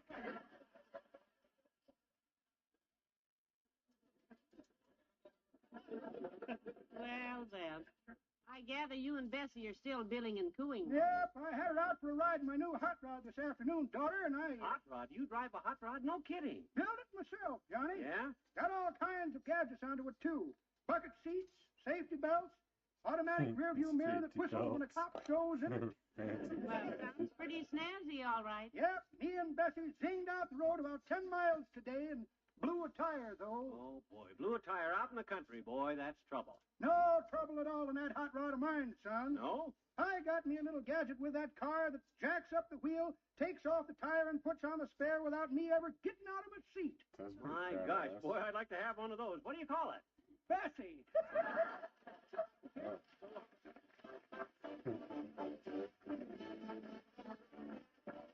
The King's Men and the Gandy Dancers Ball. They dance on the ceiling and they dance on the wall at the Gandy Dancers Ball. Now a Gandy dancer is a railroad man and his work is never done. With his pick and his shovel and his willing hand, he makes the old railroad run. There's Mackinac Mac and Toledo Jack when the boys from Idaho. There's the Frisco Kid and Saginaw Sid and good old Cotton Eye Joe. They dance on the ceiling and they dance on the wall at the Gandy Dancers Ball. Swing around, swing around, swing around the Jimmy John. Swing around the Jimmy John. Swing around, swing around, swing around the Jimmy John. Swing around the Jimmy John. Now the boys will gather at the great affair at the Gandy Dancers Ball. And every line is represented there, the big ones and the small. There's the MKT and the old SP and the Lehigh Valley too. There's the CNK and the Santa Fe and the Burlington CMQ. They dance on the ceiling and they dance on the wall at the Gandy Dancers Ball. Swing around, swing around, swing around the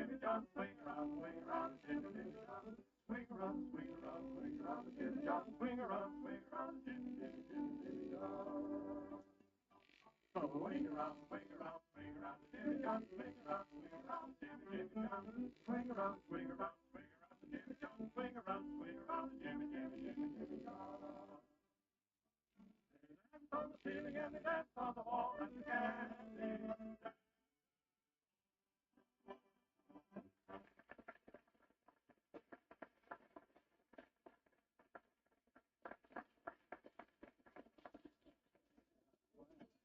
There you are, sir. Here's your change. I'll take this alarm clock here, please. $1, right? Correct, madam. And this low price is possible today on account of because the boy and I dropped a showcase full of them just a while ago. Well, it seems to work all right. Here's $1. Well, if it doesn't run, just bring it back to Mr. Kramer. Oh, hi, Ed. How we doing, boy? Plenty of business, huh? We sure got customers, Mr. McGee. You betcha. I don't think Mr. Kramer's going to like us selling these clocks so cheap, though. Volume, Ed, volume. That's the key to success. How's the cosmetic counter going, Molly? Wonderful, dearie. At the prices you've got up there, I don't see how Mr. Kramer's going to break even, though. Well, that's Kramer's problem, kiddo. Betcha. I and Ed are in the selling end of the business. It's up to Kramer to do the buying. Right, Ed? Yes, sir. Betcha. One way to look at it, all right. I don't know, Mr. McGee. I got kind of an uneasy feeling about when Mr. Kramer gets back here. Well, I'll go a little further than that, Ed. When he comes in the front door, I think I'll go out the back. Gotta have courage to be a successful businessman these days, Eddie. Oh, Mr. Kramer's brave, all right. Me that I'm not so sure about. Gosh, if he decides to fire me, Debbie and I'll never be able to... Why, are you after all the business we've done for him today? Why, he wouldn't dare. Why, oh, excuse me, madam. Something I can do for you? Got a nice sale? Gee, I don't know. I got a strange feeling that... Oh, hello there, Ole. Well, hello, Ed. Where's Kramer? Oh, he's out today, Mr. Swenson. Mr. McGee is helping me to run the store. Oh, you get trouble, son. Well, he's got a lot of big ideas, all right. He thinks we can get me a raise so I can get married. Well, all I can say is if McGee helps you, don't count your chickens till he gets through laying eggs. Look, you got some furniture polish? Yes, sir. My little Lars, he makes a cedar chest in manual training, and he wants something to go. I'll take it, Ed. What can I do for you, Ole? Well, I was just looking for something for my little Lars to put on his chest, McGee. He's home from school. His chest, huh? Hey, Molly, Ole's kid is home from school. Wants something to rub his chest with. Oh, the poor lad. How does he feel, Ole? Has he got a bad congestion? No, his congestion is fine, missus. He eats like a horse. Molly means his chest. Yes. Is it red, Ole? Well, it's sort of red and white with streaks. Oh, dear. It's not very pretty. It's about what we expect. Boy, you sure are taking it casual. Does he cough much? Yes. Has he been sneezing, Ole? Oh, he sneezed a lot at first, missus. I think it was the sawdust that does it. Sawdust? Sure, his little chest was half full of sawdust when he gets home from school. Chest full of sawdust? Well, what do you expect to find in a homemade cedar chest for manual training? Pots of gold, McGee? Cedar chest. Oh, my gosh, I thought the kid was... Hey, Tatum, where are you? Oh, Mr. Kramer. School's out now, boys. Hey, what goes on here? What's the meaning of that sign out front? Oh, which sign, Mr. Kramer? You know which sign? Hello, Mr. McGee. That banner that says don't go across the street to get cheated, come here. Gosh, Mr. McGee, say something. Hi, Kramer. Who moved these showcases? Where's the cigar stand? What goes on here? I'll tell you what goes on here, Kramer. Tell him, dearie. You want to buy something, McGee, or did you stop to get your lighter filled again? Well, can somebody sell me... Now, look, Kramer. I've been showing Ed a few principles on how to run a drugstore for you. What? You got a good man here, Kramer, and you've been paying him starvation wages. And I come down here to see that he gets a raise. That's the stuff, dearie. I think I'll go get my hat. Well, get me some furniture, folks. You stay where you are. Now, you listen to me, Kramer. Unless you give Ed the raise he deserves, by George, I'll take my business across the street. Me too. Get back. McGee, you don't mean that. Oh, yes, he does, Mr. Kramer. He feels very strongly about it. I'll say I do. I've been trading with you for a long time, boy. Yes, you have, McGee. I'm telling you, Kramer, if you don't give Ed here, you don't get him a raise like he deserves, I'll never set foot in this crummy joint again. Well, now, maybe we can work this thing out all right, McGee. All right. Come back behind the prescription counter here and let's talk it over. Okay. You wait here, Molly. Don't you worry, Ed. I swore I'd get you a raise, boy. Oh, gosh, Mrs. McGee. Can I ride home with you and Mr. McGee, and will you tell Debbie how it happened? Maybe I can get a job digging ditches. Oh, now, don't you worry, Ed. Mr. McGee's pretty stubborn when he makes his mind up to something. I wouldn't be surprised if Well, he... Ed, it's all set, boy. I told you I'd get you a raise. Well, that's good for you, dearie. Oh, Mr. McGee, gee, you mean I... Yeah, I just signed an agreement with Kramer covering all my drugstore business from now on. He agreed to give Ed a $10 raise and a promotion. Oh, good for you, dearie. Yeah. You did scare him after all. He agreed to give Ed the raise if you'll agree not to take your business across the street, right? Well, not exactly. I'll read it to you. It says, I, Kramer the druggist, agree to give Ed a raise if you, McGee, swear to take your business across the street and stay out of my drugstore from now on.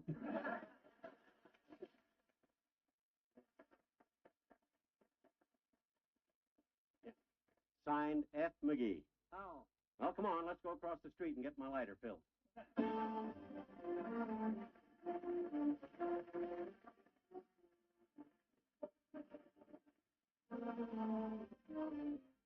Fibber and Molly return in a moment. You know, about this time of year, in millions of homes, women sigh and say, I wish someone would give me an idea for a new and appetizing kind of meatless dish. Well, Pet Milk's Mary Lee Taylor has made that wish come true with her new recipe for olive and tuna super supper, a one-dish meatless meal that's a dandy. A delicious combination of tuna, California ripe olives, noodles, and a green vegetable put together with the best-tasting cheese sauce you ever met up with. Cheese sauce made with Pet evaporated milk. No wonder it's good. Pet milk is good, sweet country milk concentrated to double richness. All the goodness, all the important protein that's in a quart of good, sweet country milk is concentrated in a pint of Pet milk. That's one big reason why olive and tuna super supper is so super and so satisfying and nourishing. You'll see the recipe for olive and tuna super supper featured in more than a dozen popular women's magazines. Use it soon. Your family will really enjoy it.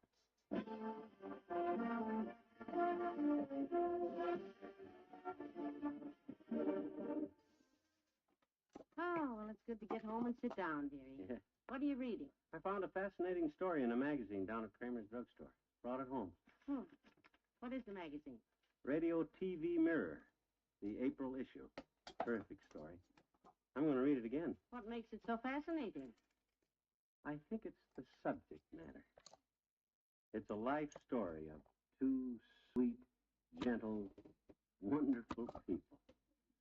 That kindly, lovable old couple from Peoria, Fibber McGee and Molly. Nina? Yeah. Good night. Good night, all.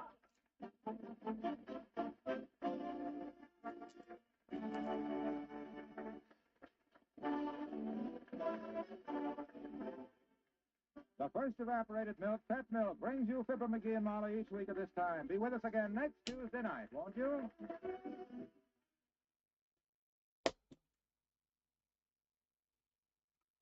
Most children seem to build a little world of their own, centered around their school and playmates. But what happens when a child's world must be changed? That's the big question young wife Sally Carter is faced with in the story of the week on Pet Milk's Mary Lee Taylor program next Saturday morning. Right after the story, you'll be given a preview of the recipe of the month for April, pineapple upside-down cake, a new work-saving way to make a big cake that's full of old-fashioned goodness. Tune in sure next Saturday morning to this same NBC station for the story of the week and Mary Lee Taylor's recipe for pineapple upside-down cake, brought to you by Pet Milk.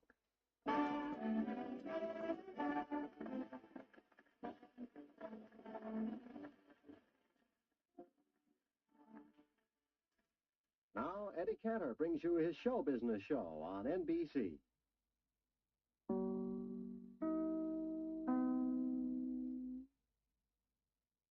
The Pet Milk Program with Fibber McGee and Molly.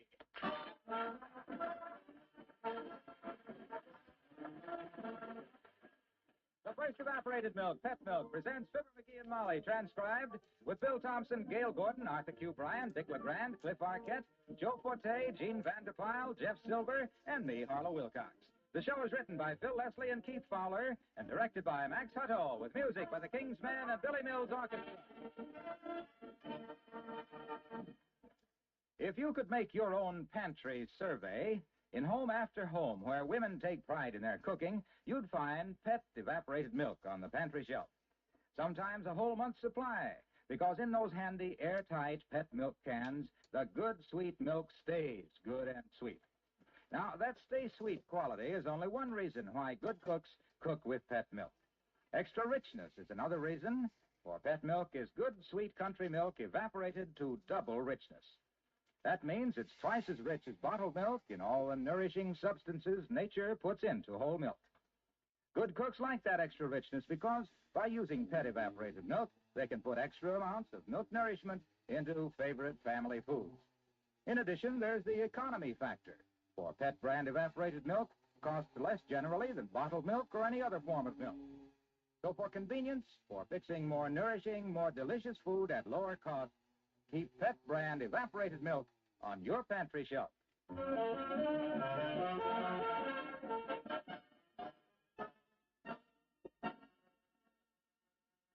An unexpected hot, dry spell has come to Wistful Vista.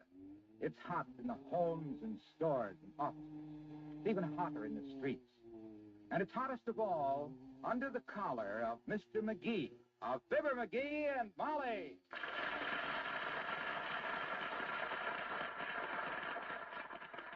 My gosh, this is the hottest weather I ever sweltered through, Molly.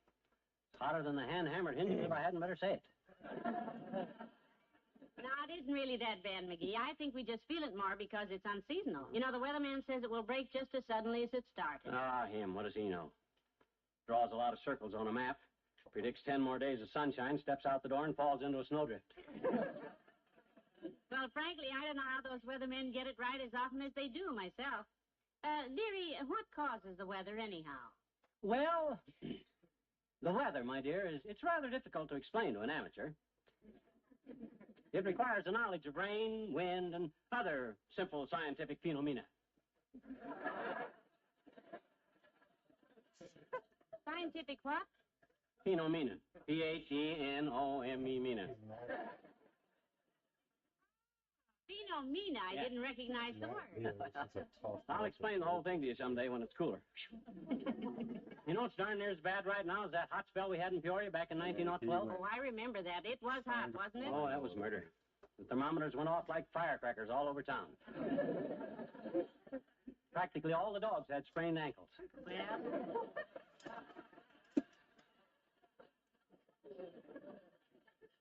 I may regret asking this, but why did the heat make the dogs sprain their ankles? They kept tripping over their tongues.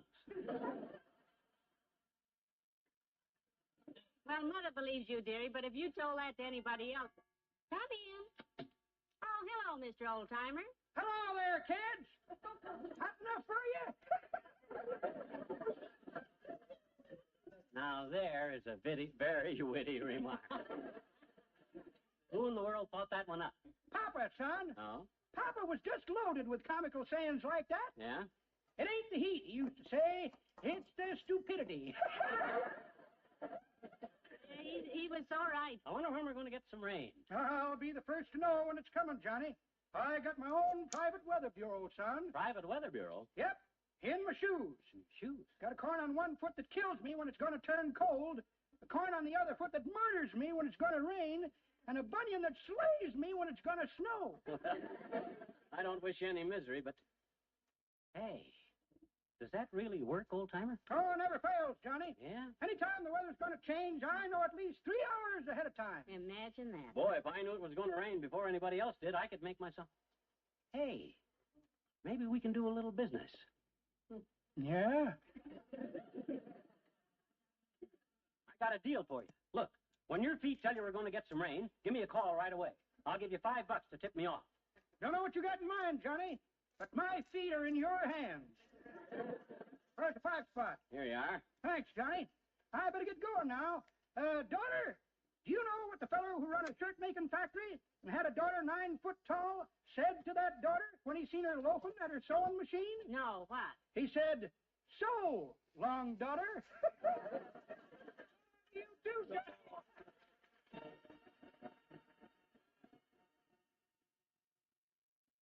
Billy Mills, the orchestra, Song of the Bayou.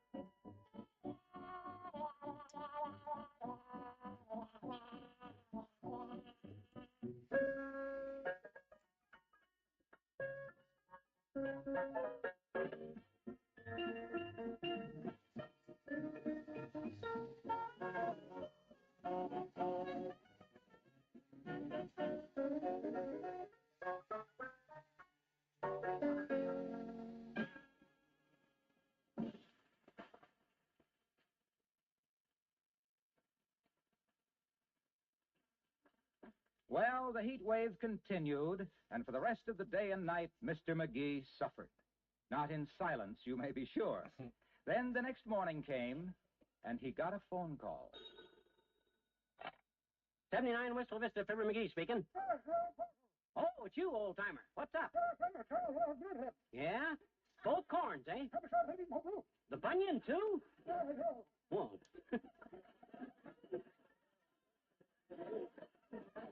Gee, that's great. Well, thanks a lot, old-timer. Goodbye.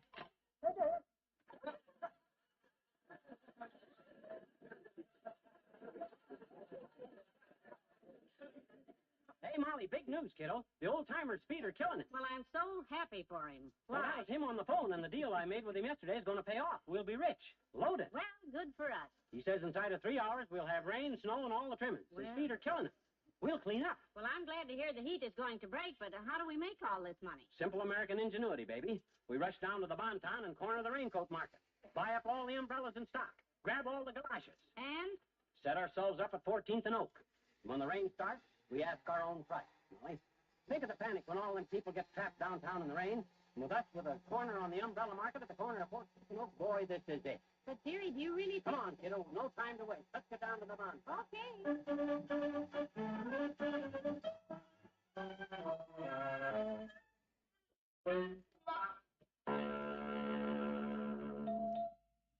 Good morning, Blenkinsop.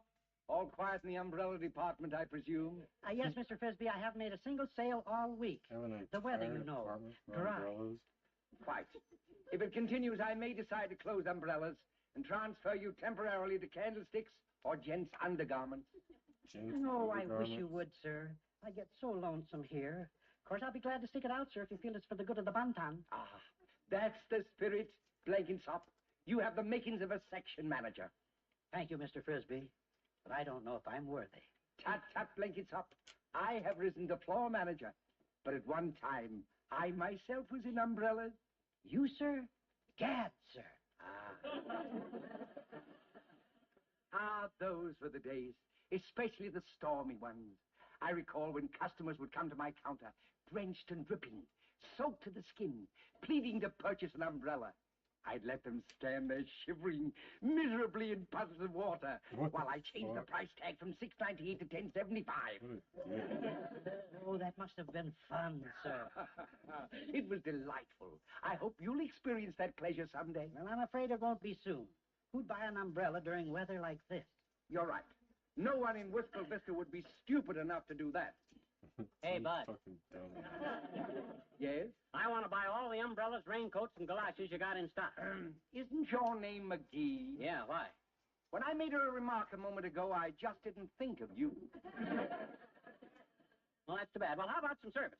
Give me an armload of stuff now, and I'll leave a deposit on the rest. Very well. Take him, Blenkinsop, and I do mean take him.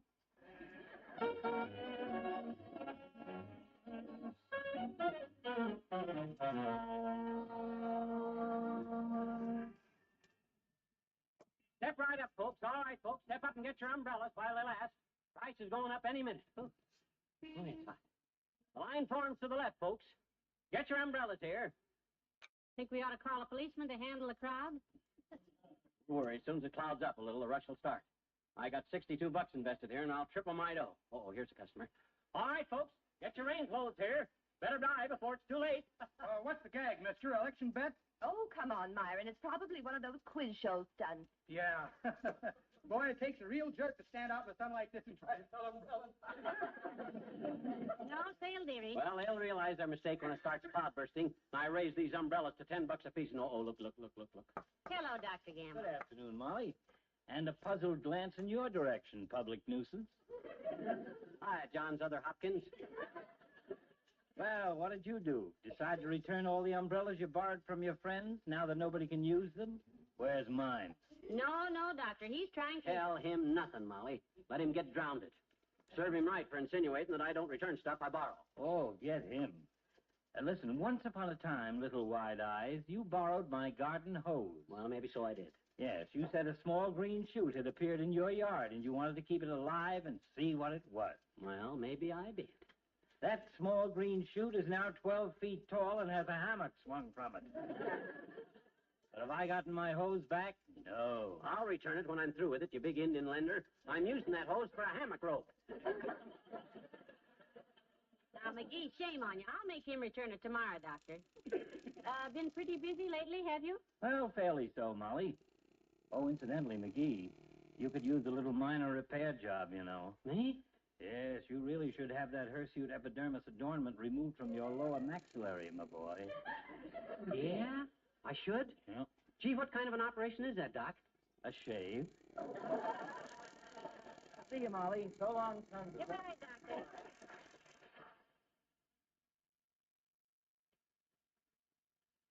Wise guy. All right, folks, get your umbrellas here. McGee, this is so silly. Huh? The old-timer said the rain would come 3 hours after his corn started to hurt, and it's been 4 hours already. Well, you got to make allowance for his age, Molly. Maybe his corns have slowed down like the rest of it. Hey, boy. Hello, Molly. Hi, pal. Oh, hi, Junior. You want to buy an umbrella? Better grab one while you can, boy. He has inside information that it's going to rain, Mr. Wilcox. Oh, stop kidding. Where'd you get that dope, pal? For your information, Junior, I ain't giving out any information. I got to protect my sources on account Oh, go on. Tell him, McGee. What harm can it do? Well, he might steal the whole idea. He might forget the sacred vows of friendship, which I hold so dear, and turn out to be a sneaky, chiseling rat. I know I would. Well, I'm sure Mr. Wilcox wouldn't. Go on, tell him. Well, okay, Junior.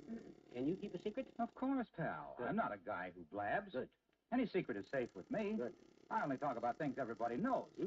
Like the fact that pet evaporated milk is such a great favorite with smart housewives. Oh. It's no secret, of course, that pet milk adds extra flavor and extra goodness to any family's favorite foods. See? I might be wrong, Junior, but I think we got off on a sidetrack. Oh, I'm sorry, pal. I asked you a question, and then I didn't wait for the answer. Shall we start over? Yes. Leave us do. No. Junior, can you keep your big mouth shut? Of course, pal. I'm not a guy who blabs. Good. I always keep my mouth shut. Except when I'm served one of those wonderful cream pies, for instance, made with pet milk. Oh. Then it'd be silly to keep my mouth shut and miss the delightful flavor, the creamy goodness that pet milk Hey, is. throw the switch, Junior. Throw the switch. We're on that sidetrack again. Oh, I'm sorry, pal. I just get carried away. Shall we start over? Yes, lead us do. Junior, can you keep something quiet? Of course, pal. I'm not a guy who blabs. Good. Many people have said that I'm too quiet. Good. The only sound they hear out of me is the beating of my heart. Oh. Beating with sheer joy at the sight of a cup of coffee made doubly delicious by the addition of pet milk. I guess the main track just don't go through here. Oh, gee whiz, pal, I interrupted you again. Yeah. I'm terribly sorry. What can I do, pal, to show you how sorry I am? Oh, I don't know. Would jumping off the city hall be too much? Well, I'll tell you about the umbrellas and things, Mr. Wilcox. McGee bought them to sell because he thinks it's going to rain because the old-timers' corn said so. Yeah? Well, pal, if your luck holds out, you should make a fortune. You really think so? Why not? He's been supporting himself on his own corn for years.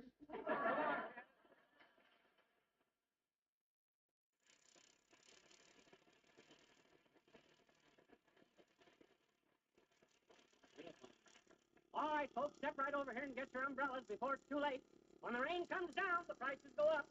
Here's a couple. Excuse me, would you mind taking off your hat, sir? My hat? Oh, I know, sis. There. Turn around. That's it. You see, Gordon?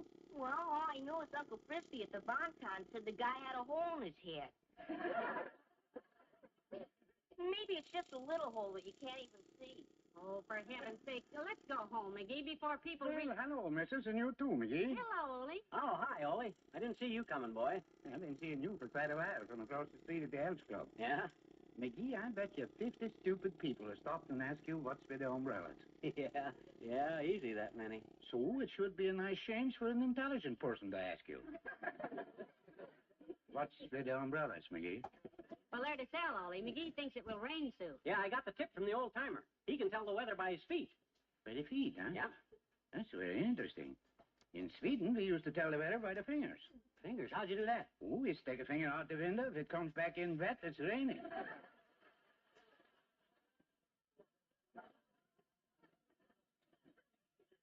Well, now, there's a smart system. Workable, too. Well, sometimes it ain't work so good. No?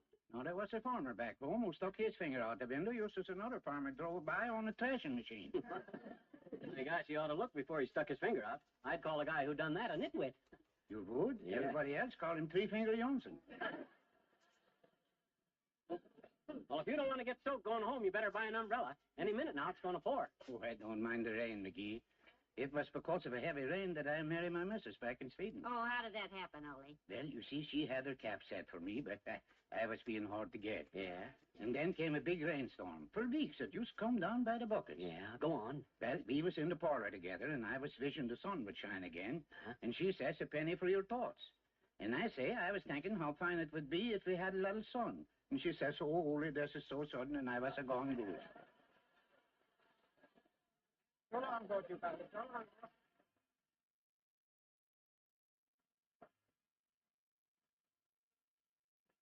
The King's Men and the Cowboy Song.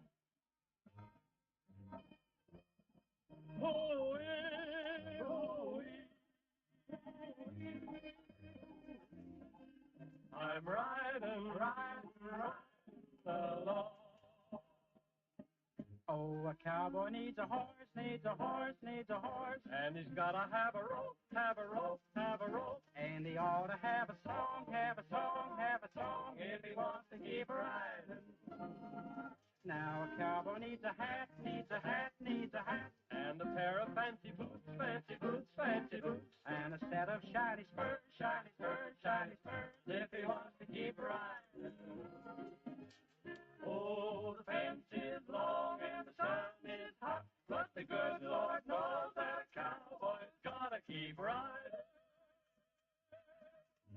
Riding along. So he gets himself a horse and a rope and a song, and he finds himself a hat, fancy boots, shiny spurs, and there's nothing more he needs or can have or can get if he wants to keep riding. If he wants to keep riding, riding, riding, riding. Ooh-wee, ooh-wee, ooh-wee, ooh-wee.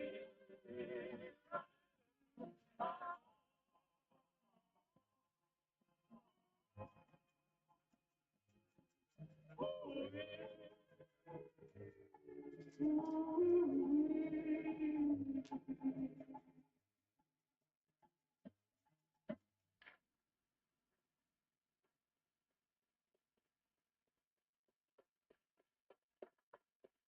ridiculous. Look at these umbrellas. The sun is warping their ribs. Well, cover them with the raincoat. The raincoats are all sticking together. They're melting. And so am I. Let's get out of here. No, sir. I still say we're going to get some rain, Molly. I thought I felt a cool breeze a minute ago. Did you feel that? Yes, that was the exhaust from the 14th Street bus. This is the silliest idea. Oh, hello, Mr. Mayor. Hello, Molly. McGee. Hi, Latrivia.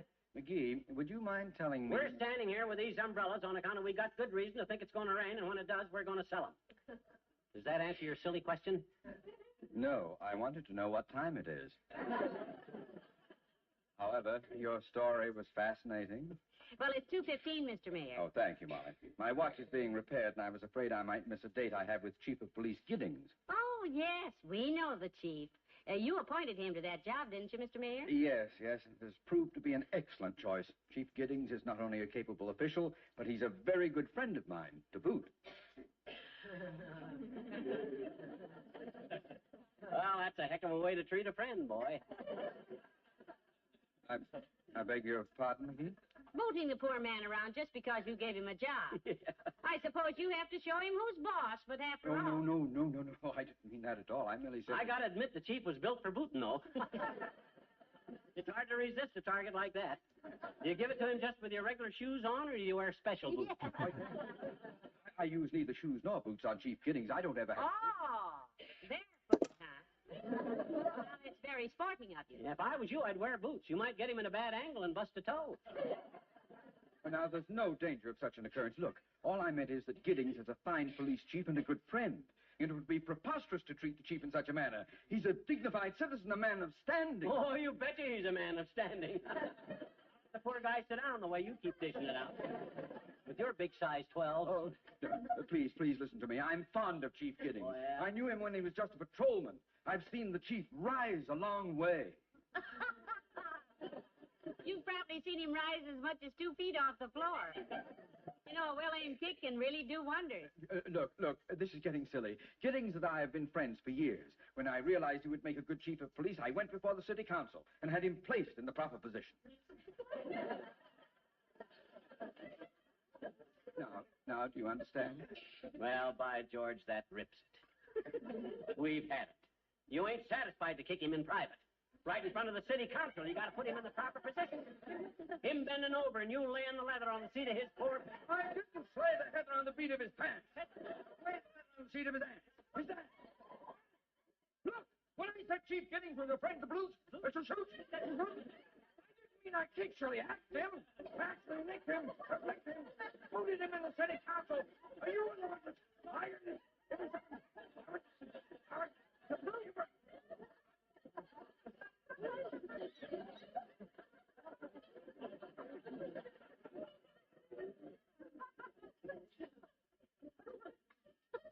McGee?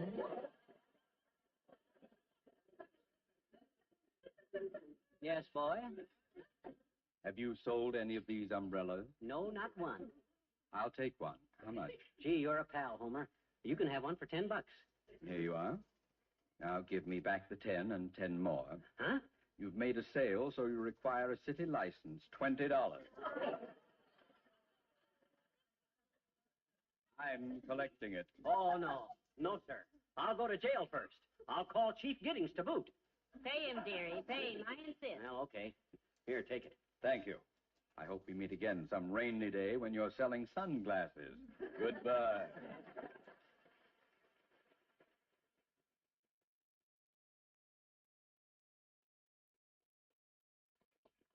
My gosh, kiddo, why'd you make me pay? Because after what you put me through today, you don't deserve to be in a nice, cool jail.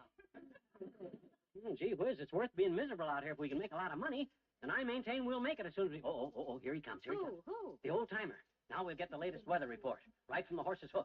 I got $62 tied up here. Hello there, kids. Hey, I've been looking all over for you. Hey, where's the rain, old-timer? You said your corn's hurt this morning, and that meant it was going to pour down rain.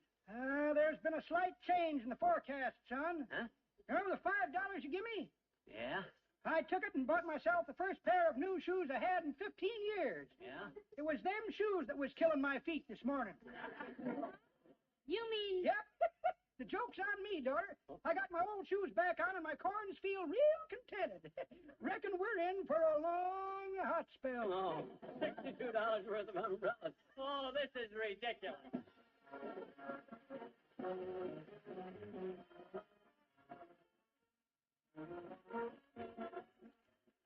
Fibber and Molly return in a moment. With the arrival of the first baby in your home, your way of living is bound to change. But you won't need to change the brand of milk you use if that brand is Pet evaporated milk. For the Pet milk, which helps many a young wife fix the kind of food her husband likes best, is the very same brand doctors recommend so highly for babies. And this you can be sure of. No brand of milk you can buy is better for babies than Pet milk. No milk is easier for a baby to digest. No milk is more uniformly rich. No milk has a better balance of the important milk minerals and vitamin D, the sunshine vitamin. And it's that combination which helps Pet milk babies have strong, straight bones and sound teeth, helps them make good, steady growth. So give your first baby the right start in life by giving him Pet brand evaporated milk. When you see how he grows and thrives on this safe, easy-to-digest milk, you'll do as millions of devoted mothers do. You'll see to it that all your babies are happy, sturdy Pet milk babies.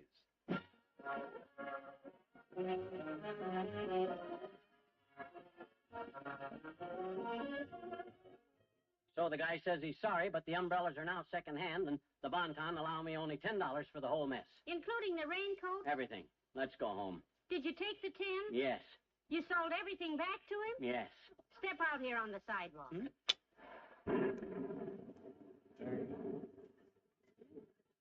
It's raining. Yes. Oh, that ought to be good for the rhubarb. Good night, all.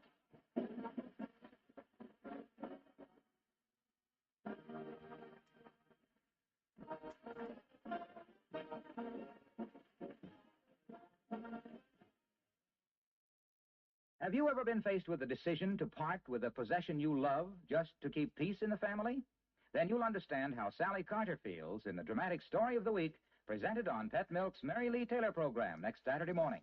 Be sure to listen. You'll also hear Mary Lee Taylor's Pet Milk recipe of the week for baked chicken wedges, a new easy way to use a small amount of chicken to serve 4 hungry people.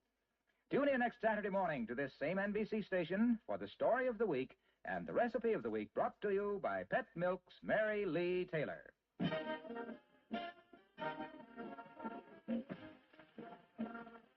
The preceding was transcribed. Now Eddie Cantor brings more great entertainment on NBC.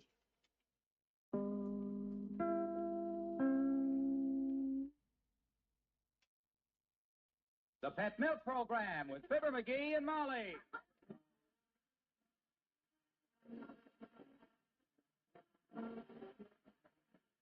The first evaporated milk, Pet Milk, presents Fibber McGee and Molly with Bill Thompson, Gail Gordon, Arthur Q. Bryan, Dick LeGrand, and me, Harlow Wilcox. The show is written by Phil Leslie and Keith Fowler and directed by Max Hutto with music by the King's Men and Billy Mills Orchestra.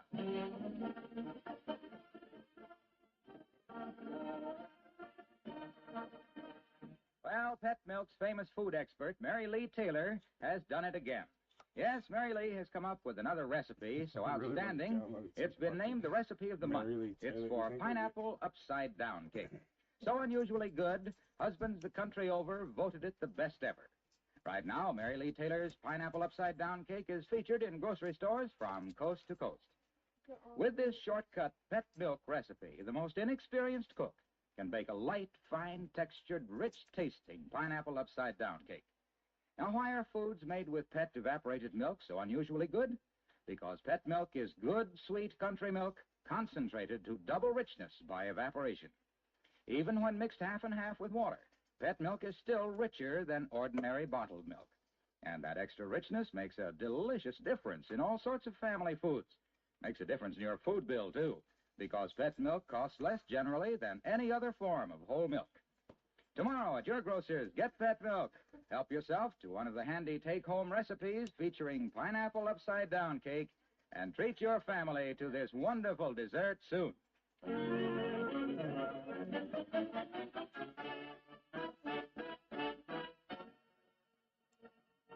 Mrs. McGee of 79 Wistful Vista has a housekeeping problem.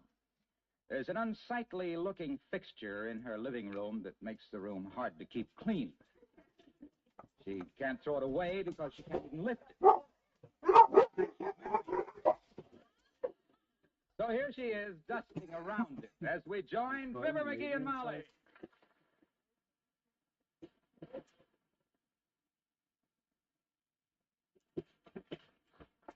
Let's see. McGee, I hate to bother you when you're so busy reading the paper, but I'd like to dust the coffee table. Oh, don't mind me, kiddo. That's okay. Go right ahead and dust it. Thank you. Will you lift your feet There's not much in the paper anymore these days, anyhow, it seems like. Unless you like news, of course. Personally, I'd rather read... McGee, Huh? are you going to take your feet off of my coffee table, or shall I gild them and stick a few books between them? Oh, why didn't you ask me, kiddo? There, both of them. What I'm looking for in the paper... Oh, here it is. The Daily Horoscope. Horoscope? Uh-huh. You don't take that seriously, do you, McGee? Well, I've known it to work out pretty good, like with Uncle Dennis. He was born under the sign of Pisces, the fish. He sure drinks like one. Now, that doesn't prove anything. He could have been born under any sign. Oh, not under the sign of Aquarius, the water bearer, he couldn't. If there ever was a guy that couldn't bear water, Uncle Dennis is... You just never mind Uncle Dennis. Read your paper. Let me see. It says, today is a very critical day for all those born under the sign of Scorpio. And, hey, that's me, Molly. I'm a scorpion. Well, you're an honest lad to admit it. It says if you were born under this sign, be very cautious about any moves you make today, or great harm may befall you. Uh-oh. It says this danger exists only during the daylight hours. When the sun goes down, you will find all your troubles behind you. Oh, my gosh, Molly, am I glad I seen this. Huh. You're going to be careful about the moves you make today, are you? Oh, I'm going to go further than that, Molly. I ain't going to make a move today. Not one of any kind. What? Why, you don't catch me tempting fate. I've been warned. I'm not going to budge from this chair till sundown. What? I'm going to sit right here as quiet as a mouse at a cat show. Oh, for the... Now, McGee, that's a little silly. No, sir. You know Mayor Latrivia and his girlfriend are coming for dinner tonight, and there's a million things to do around here today. You go right ahead and do them. I won't get in your way. I'll set. Well, now, if this isn't the silliest, come in. Good morning, Dr. Gamble. Hello, Molly, and good day to you, Bubble Nose. Hi. Drag up a Davenport and set a spell, suet seat. Oh, thanks. I'm just passing through. Oh? I only have one more call to make this morning, then I'll be free for the day. Thought you might like to get your clubs out and set golf back a few hundred years. Not today, Fatso. I'm not moving out of this chair till after sundown. Too dangerous. Oh? Yes, sir. Who's after him now, Molly, and I hope they catch him. It's the stars, Doctor. Stars? Yes. He read a horoscope in the Gazette that said he should be careful today. And you know him. He goes overboard like an orange peel on a ferry boat. Oh, so now it's his horoscope, is it? Yep. Ah, that's just an excuse to stay home because he knows I'd beat his ears off. Ha! Quit dreaming, you dreamer. You never beat me an honest game of golf in your life. Naturally not. You don't play an honest game of golf. Oh, now, Doc. I do, too. You do not. He does, too. I do not. You do, too. He does not. And stop arguing with my wife, you big bully. But just ask him about the last time we played, though. Oh, there. Ask him who it was took 32 strokes getting out of the woods and then claimed he was using his club to kill a snake. McGee, you didn't. Yes. And ask him what I brought out of them woods when he started beefing about it, too. What, Doctor? A dead snake. Little cheater. Well, my goodness, that wasn't cheating, Doctor. The heck it wasn't. That was my dead snake. I planted it there for just such an emergency. Heavenly days. Well, I'm really sorry he can't play with you today, Doctor. You two sterling sportsmen are very evenly matched. Yep. Well, I better get along and make that last call. I'm going to see young Dr. Benson, a new rival of mine. Oh, a new doctor in town? Yes, he's a nice lad. He spent 6 years in medical school, had 2 years of postgraduate work, and 3 years as an intern. So today, he hung up his shingle. Oh, and you're going over to welcome him, are you? No, I'm going over to treat him. When he hung up his shingle, he drove a nail in his hand.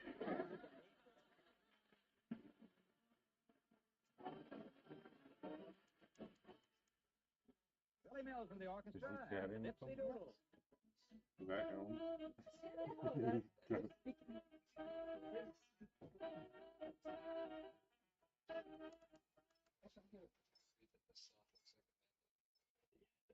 They're speaking English?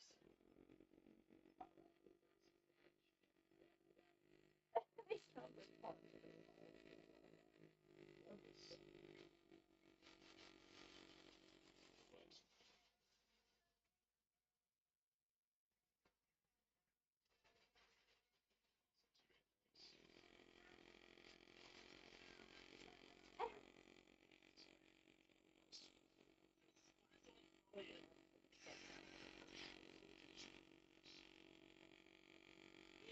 I killed him, that's why. He said awesome things.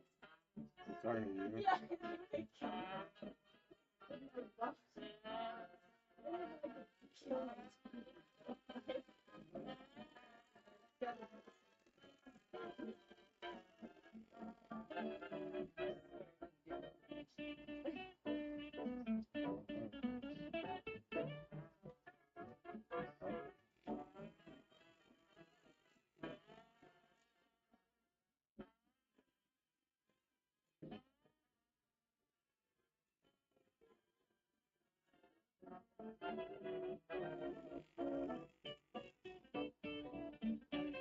I love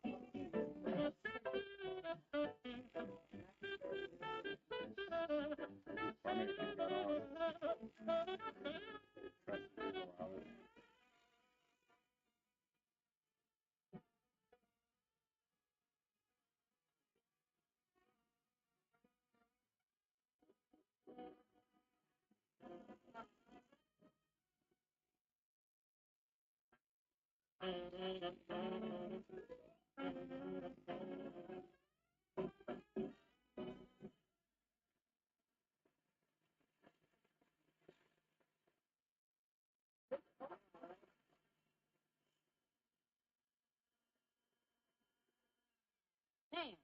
That takes care of the living. Looks swell, too. Have to move the Davenport back against the wall now. Right. hugged Max and so That Davenport is heavy, ain't it? Yes, it is. But how could you tell? Simple, kiddo. I could tell by the way you strained. I sure wish I could help you, but McGee, now this is ridiculous. We've got company coming tonight, and if you can't give me a hand with all I have to do, would you just kindly go bowling or something? Gee whiz, Molly, you heard my horoscope. Be careful of any moves I make today. It's too risky. Oh, for goodness sake. It didn't say you had to grow to that chair. It merely said... Please, my dear. I'm afraid you just don't understand the deep meaning of these here things. You're so right. You see, it all depends upon the position of the stars, Molly. The stars have been guiding our lives for countless generations, like the Democrats in the White House. How do they do that? Well, the way them stars are lined up decides everything, even our health, whether we're sick or well. All them stars are marked with little signs, see, and that's what we call the signs of the Kodiak. No, dearie, Zodiac, not Kodiak. A Kodiak is a bear in Alaska. That's what I say. It don't matter if you're bare in Alaska or fully dressed in winter. You can catch your death of cold if you go against the Kodiak. And I'm not going to move because... Come in, for goodness sake. Well, merely trivia. We weren't expecting you this early. Well, I just stopped by for a minute, Molly, to tell you that Miss Newell and I may be a few minutes late this evening. Hi, Lieutenant. Oh, hello. Her appointment at the beauty parlor has been delayed. My gosh, boy, you don't have to buy the girl a new face just to impress us. Of course not. Just drag her along the way she is. The gal's homely, she's homely, so what? Miss Newell is not homely. She merely likes to be well-groomed. Groomed? That's for horses, Latrivia. You don't mean this gal's as big as a horse and they got a... No. That'll do, dearie. I think you like Lily and Molly. Charming girl. Studying to be a concert violinist, you know. Wonderful. How'd you meet her, Latrivia? Well, I was sitting on a bench in the park one day. She walked by and dropped a hanky. You don't have to tell me, boy. I know how they operate. I go to the movies. She did not drop her hanky. Of course not. She dropped her violin case. On my foot. Oh, she's a sly one. It was purely accidental, whatever you're thinking, McGee. And I'm sure I know what you're thinking. Lillums is a very refined girl. Lillums? Oh, no. Yeah, well, that's a slip of the tongue. Well, we're looking forward to meeting her, Mr. Mayor. Pretty, is she? Like a vision, Molly. Eyes like pools of moonlight. Teeth like pearls. Does the moon love 'em, Lillums? Who knows I love me? Oh, stop that! Like this Lillums kid is out to get him. Nothing of the sort. Yeah? Miss Newell and I merely enjoy each other's company. Mm-hmm. She took me to visit her family recently, and I found... Uh-oh, that's all, Homer. That does it. You're a dead duck. Oh, don't be silly. Her parents treated me with great respect. Matter of fact, her father even showed me his collection that he's so proud of. Collection of what, stamps? No, the shotgun. Oh. But if you think for 1 minute... Mr. Mayor, now don't get upset. McGee's just teasing, but when you... I ain't moving out of this chair till sundown. Is he sick? No, but I will be soon. This is horoscope, Mr. Wilcox. Yeah, can't take a chance. Oh, come on, pal. I wish you'd go with me. Sure like to, but... I can spare him, believe me. We're having guests for dinner, and I'd rather have him out of the house than sitting here looking like a stuffed ancestor. Did you say guests for dinner, Molly? Have you decided on a dessert yet? No, I haven't had time to think about it. Well, I've got the suggestion of the century. Pineapple upside down cake, Molly, made with that evaporated milk. See, that is a good idea. Easy to make. And easy to take. Yes, sir. Pet Milk's pineapple upside down cake. That's the recipe of the month, you know. Featured in grocery stores everywhere. Boy, I'd sure like to see that game. You see, it's Pet Milk's version of that great old favorite, Molly. And you know how much extra deliciousness you add to all your cooking when you do that cooking. Pineapple upside down cake made with Pet Milk's husband-tested recipe. Ah, that's really living. Who's pitching, Milo, you know? You hush, dearie. Mr. Wilcox is pitching. Go ahead and pitch, Mr. Wilcox. Well, now, look. Just picture the scene at your dinner table, Molly, when you march proudly in with that beautiful finish for a wonderful meal. It's topped with juicy red pineapple. It's garnished with maraschino cherries. It's chock full of mouth-watering flavor. And it has the added goodness that Pet Milk brings to all your cooking. Yeah, it's almost game time now. Sure is. I'm sorry you won't go with me, pal. I'll miss you. Well, thank you, Junior. That's very nice of you. But yes, indeed. Yes, indeed. I'll be sitting there watching the game, but my mind won't be on it. Deep down inside, my thoughts will be back here with you three. Three? Yep. You, Molly, and that pineapple upside down cake. Goodbye, Sid.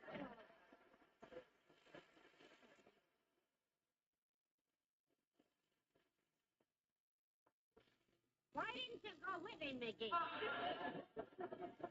You'd love it. You said it, I'd love it, but I can't take the gamble, Molly. That might be just the place the stars have picked out to clobber me in. Who knows? Heavenly days, what a mess. Well, when I'm not... Come in. Oh, hello there, Ole. Well, hello, Mrs. And the same to you, McGee. Hi, Ole. If you got any big deals for me, boy, don't tell me. I don't want to hear any good news. Well, okay. In that case, I won't told you about Cupid doll on the punch board at the Edge Club. The one you've been trying to win all week. Well, what about it, Ole? What about it? Oh, nothing. I just happen to know where to punch to win it, that's all. You gotta hurry, though. Oh, boy. No, sir. Not today, Ole. His horoscope has him grounded, Ole. He's as worried about the stars as a Hollywood columnist. You know about horoscopes, Ole? Oh, sure, Mickey. My boy.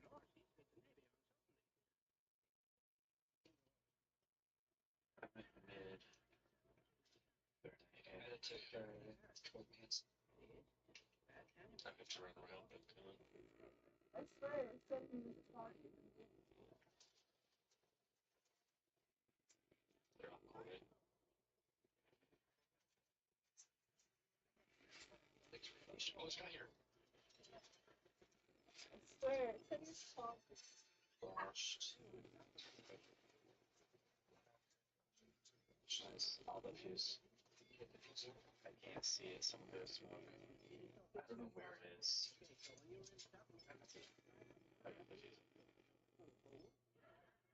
Maybe something's glitchy. Maybe he's just sitting there breathing into the mic. It's a reaction. That's sacrifice myself for this win.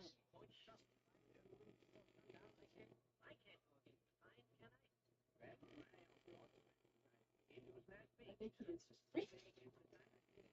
You got the cards on breeze. What are you talking about?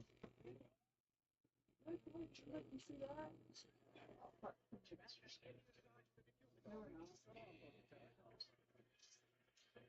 What am I list?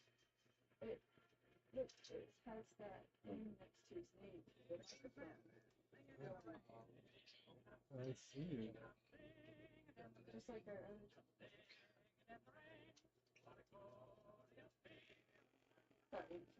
I have like someone's chewing gum.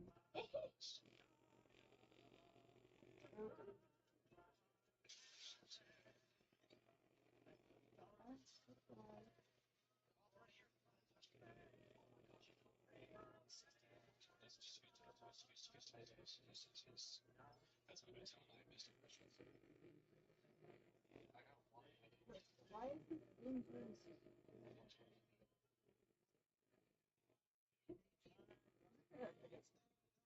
They're playing Singing in the Rain. I was listening to that one. I fucking hate that song.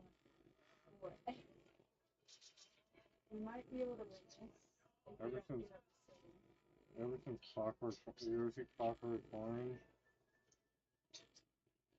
Don't watch it if you don't want to ruin that song.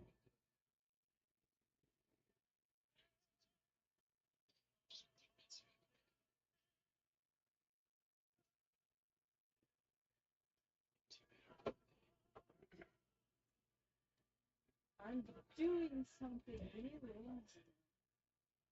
Are they complaining or something? I'm AFK for 2 seconds. He's AFK. Calm the fuck down.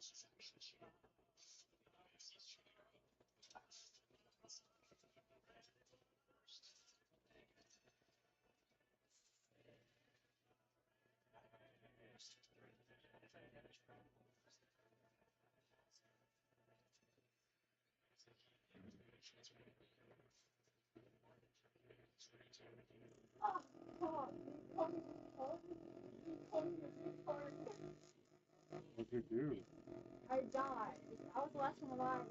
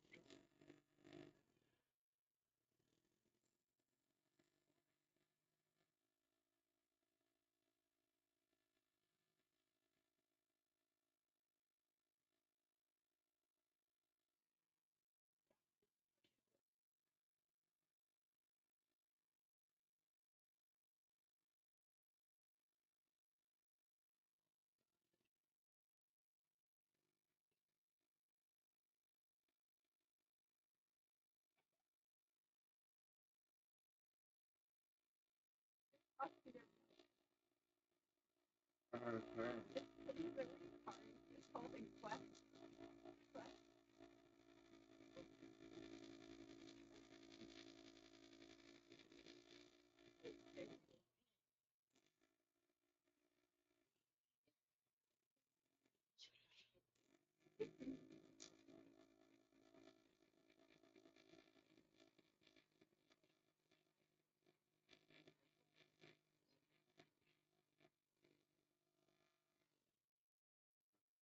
glasses.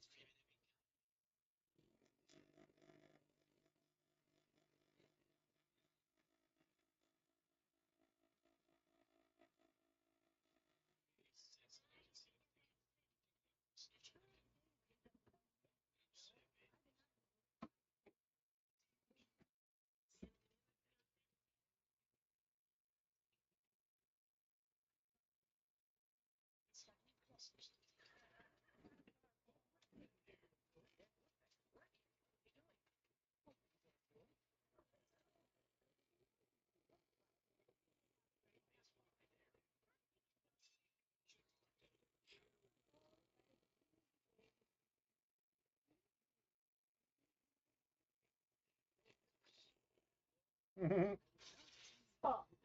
Stop. He's the way he sounds. But that's so mean.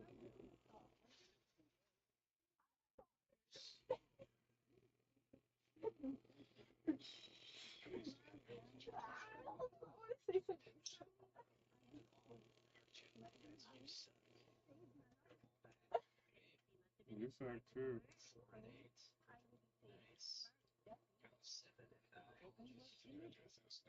Bro, shut the fuck up. Y'all suck.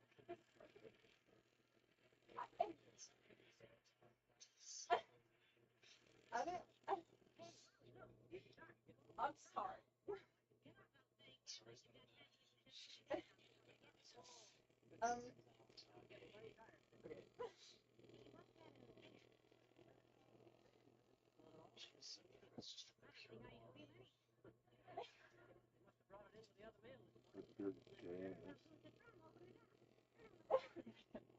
I cursed. God damn it, Max. Korean, Asian, whatever. I wonder if he heard you.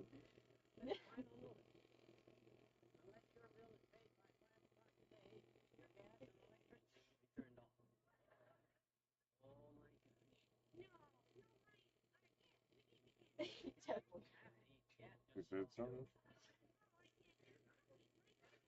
Incident snark.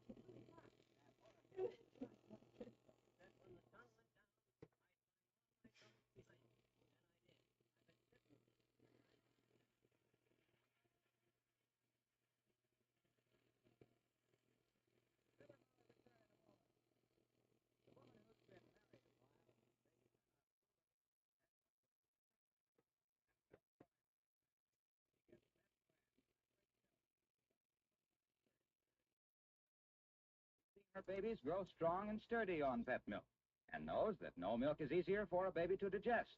No milk has a better balance of the milk minerals and vitamin D needed for building sound bones and teeth. She also knows how easy it is with pet milk to fix the kind of good, nourishing food her husband and youngsters like best. Fix it for less money, too, because pet milk costs less generally than bottled milk or any other form of milk. And she knows that pet evaporated milk isn't a milk substitute. It's the real thing.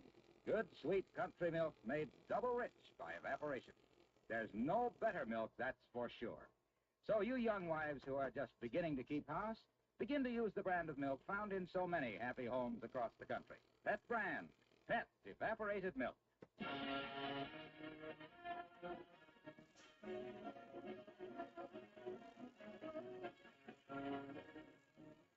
Ladies and gentlemen, we Americans love to refer to our country as a land of freedom.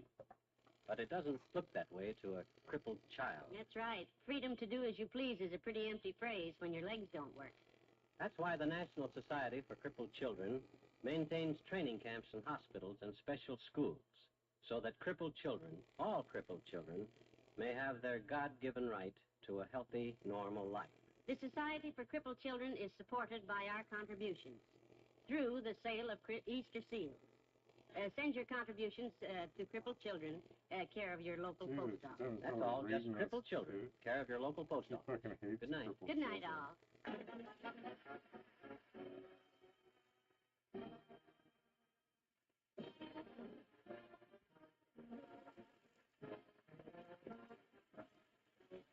The first evaporated milk, Pet Milk, brings you Fibber McGee and Molly each week at this time. Be with us again next Tuesday night, won't you?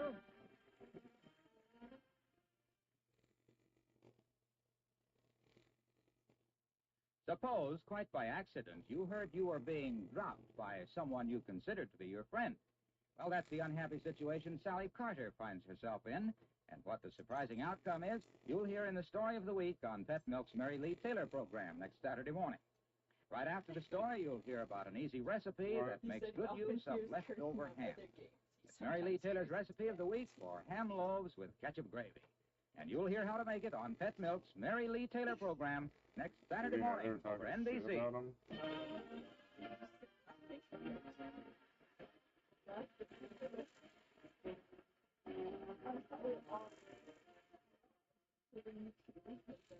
Now, Eddie Cantor brings you more fine entertainment on NBC.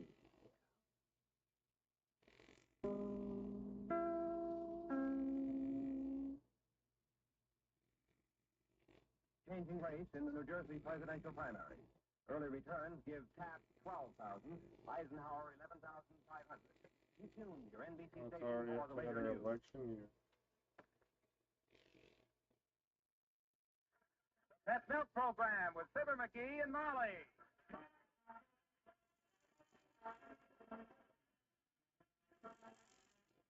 First evaporated milk, Pet Milk, presents Fibber McGee and Molly with Bill Thompson, Gail Gordon, Gil Stratton Jr., Gloria McMillan, Cliff Arquette, Lou Krugman, and me, Harlow Wilcox.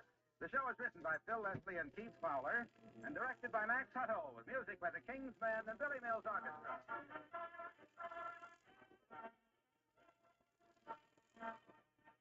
With the arrival of the first baby in your home, your way of living is bound to change.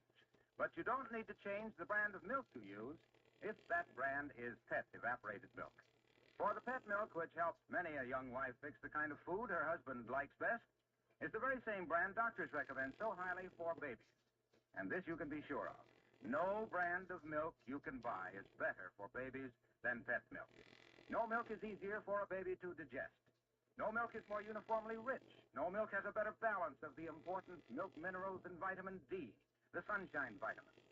And it's that combination which helps Pet milk babies have such strong, straight bones and sound teeth. Helps them make good, steady growth.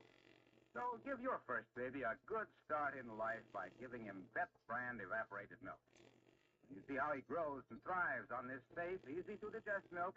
You'll do as millions of devoted mothers do. You'll see to it that all your babies are happy, sturdy Pet milk babies.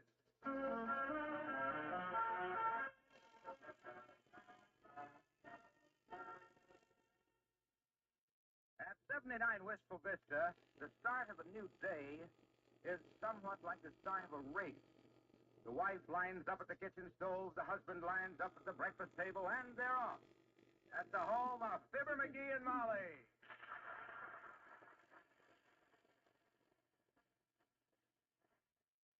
Holding up breakfast, kiddo. Let's eat. I'm as hungry as the last year's bird's nest. I'm as empty as the last year's bird's nest. We better do them all twice. Now, McGee, we just got downstairs, and I barely started to boil the water for the eggs. Yeah. Please hold your horses that you eat like. Well, I'm as hungry as a horse, I'll admit that. If you got a bale of hay handy, decide me over. Now, relax a minute.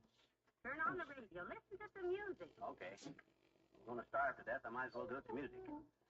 WVIS has records. Well, folks, that was Ronnie Bay, the cheerful tenor, with his latest recording, The Big Black Cloud That Balled. Glad I missed that one. They are weak these days, don't they? Yeah, it seems to be a requirement. No stop, no job. The last 15 minutes of recorded music was brought to you by Cheap Charlie Morgan's cut-rate clothing store. Cheap Charlie sells clothes cheap because the clothes at Cheap Charlie's are cheap clothes.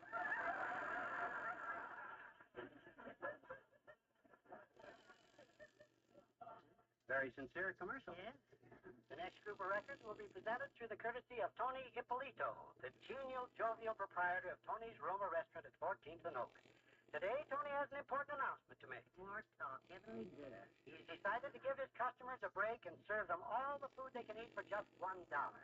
Listen for further details after the next recorded selection, which will be You Got Very Damp When I Cried Over You. Sung by Lonnie J., the blubbering baritone. Hey, you hear that? I don't blame you for turning it off, dearie. I wouldn't enjoy that one either. Oh, that ain't why I cut it off. Didn't you hear what he said about all you can eat for $1 at the Roma Restaurant? Yes, I did. Well, what are we waiting for? We're going there to eat breakfast. Well, why not? This is a chance of a lifetime, kiddo. Single-handed, I'm going to eat enough to put genial, jovial Tony clean out of business. Grab your hat. I'll grab my coat, and we'll both grab a streetcar. Come on.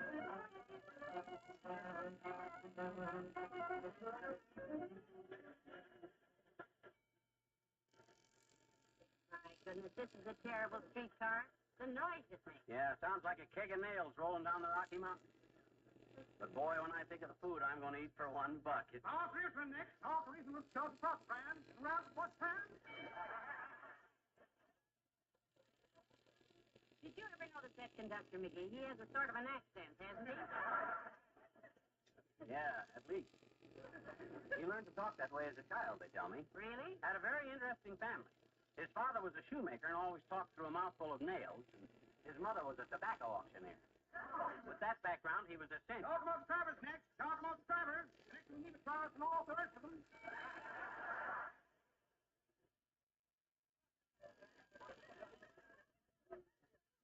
We should be getting near the Roma restaurant area. It's along here someplace. Yeah, I'll check with the conductor. Hey, Bud, how far is the Roma restaurant? Almost on the Stone Restaurant, Mac. Order chicken, okay? Oh, thanks a lot, Bud. The next stop, Molly. How on earth did you figure that out? I looked out the window. Just beyond Kramer's drugstore, and there's Kramer's now. Well, if I had to figure Call for Lazimak next. Call for Lazimak. Change for nurse. Come on, this is it.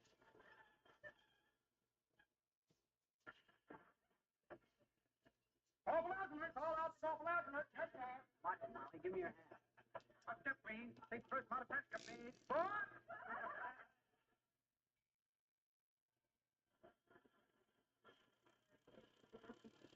No, we're right in front of the place, kiddo. Come on, let's get in and grab a table. My, the Roma hasn't changed much since the last time we were here. No, nothing new for the prices, kiddo. But these prices are always... America, look who's here. It's the Signor McGee and Bellissima Signora. I kiss your hand. Not mine, you don't. Hello, the family. How are you? Here, I give you the best table in the house. Well, thank you, Tony. This is so nice. The pleasure of my life. You know the motto, Signora. Make it a Roma, you hold it. Now, I take you order myself, you know, first. Oh, fine, thanks, Tony. Well, what do you have, Molly? Well, toast and coffee and 2 medium-boiled eggs. Toast the coffee, boiled eggs. I got it down. Well, put down some biscuits, a few muffins, hot chocolate, some coffee, 2 fried eggs, 2 scrambled eggs, 2 poached eggs, 6 strips of bacon, 7 strips of bacon, side of country sausage, stack of hotcakes, a waffle, a couple of grapefruit, and an order of French fries. How many friends you expect? That's for me, Tony. I'm sort of hungry today. You're not just a whistle and a dixie dish. I'll make it all. McGee, I'm ashamed of you. Just because the food only costs $1, you don't have to stuff yourself like a pelican turned loose in a tank full of guppies. My gosh, kiddo, a bargain ain't a bargain if you don't take advantage of it. Don't worry about me stuffing myself. I always been a hearty eater. You ain't a whistling Dixie, kiddo. Even when I was a kid, I was no slouch. In fact, I was only 8 years old when I entered a pie-eating contest at the Old Settlers' Picnic against a bunch of full-grown men. And there was a prize for the one who ate 20 pies first, and I'd have won it except for a slight misunderstanding. A misunderstanding? Yeah, I thought the paper plates they served the pies on were the bottom crusts. Eating them kind of slowed me down. Well, something better slow you down today. That breakfast you just ordered. Oh, look who just came in. Huh? Hello, Mr. Mayor. Oh, hi, Trev. Oh, good morning, Molly. Hello, McGee. Having a little breakfast? He's having a lot of breakfast, Mr. Mayor. Will you join us? Oh, thank you, Molly. I can't stay. I just dropped in to reserve a table for dinner tonight. Miss Newell and myself. Oh, well, you picked a good place to bring her to, Latriv. You know the slogan here. If she eats you out of house in Homa, bring her down to Tony's Roma. That's cute, McGee, isn't it, Mr. Mayor? Yes. As a matter of fact, though, Miss Newell doesn't have a large appetite at all. Oh? Among her friends, she has a reputation for being a light eater. Kidding, a light eater, huh? How'd she ever pick up a habit like that, Latriv? A habit like what, McGee? Eating lights, Mr. Mayor. Yeah. Does she just take them right out of their sockets and chew them up, or does she parboil them first? No, not at all, Molly. I'm afraid you misunderstood me. She must have a picnic around Christmas time, Latriv. Everybody else eating candy and popcorn balls, and she just sits there chomping on a string of lights. It must make it pretty hard to decorate the tree if she keeps chewing up the light bulbs all the time, because there's never enough anyway. Just a minute, Molly, please. I didn't say that Miss Newell chews light bulbs. She doesn't at all. Oh, she just gulps them down whole like eating oysters, does she? Yes. No. You know, I like to see that. Takes a pretty big mouth type of dame to swallow a light bulb, boy, because even if... Lillian is not a big mouth anything. Now, look, this is getting very much out of hand. Speaking of a big mouth, McGee got a bowling ball stuck in his mouth once. That was a billiard ball, Molly. Oh, yes, a billiard ball. Did Miss Newell... McGee? Well, boy. You've often said you'd like a job in my office. There'll be an opening in the City Hall tomorrow, and you're the man I'd like to put in. Yes, swell. What do you call it? The elevator shaft. Good day.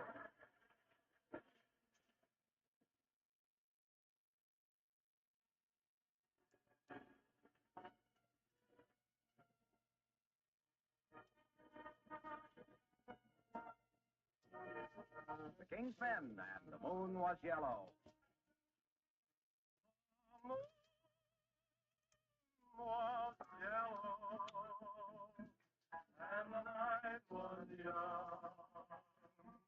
A smile brought us together, and I was wondering whether we'd meet again someday. The moon was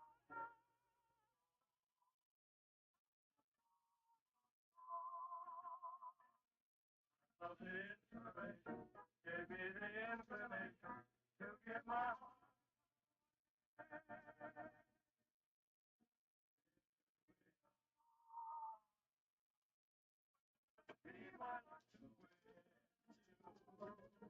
Here's our romance to continue.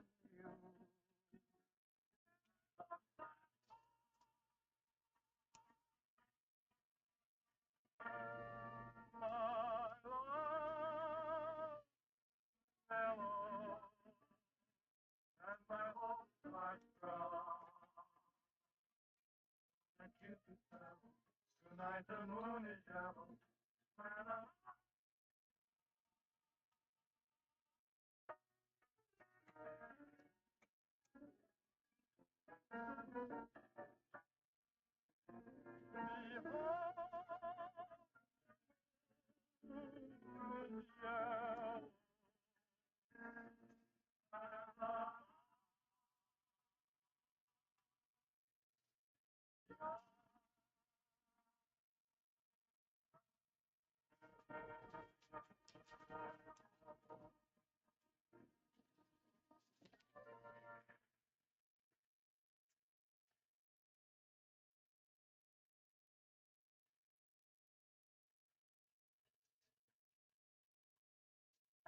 What a breakfast.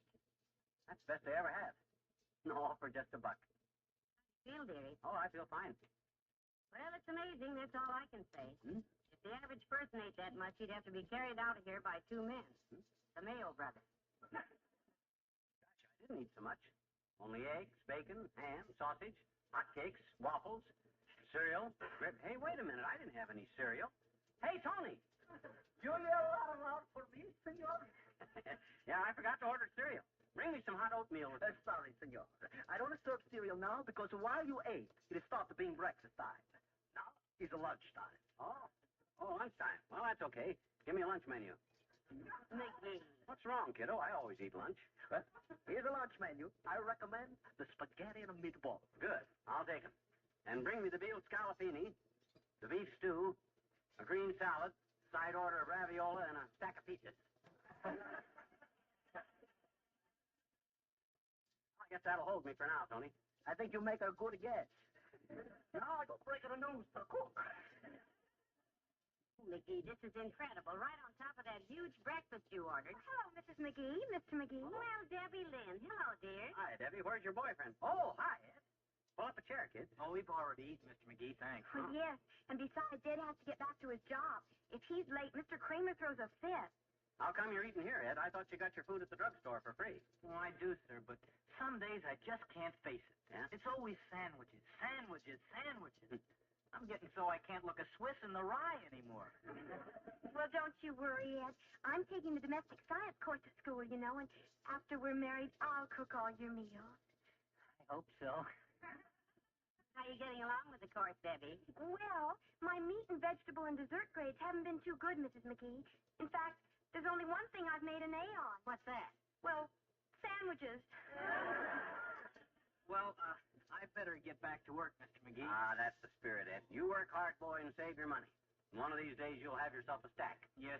You know what the stack will be, don't you? Sandwiches. Goodbye. Bye.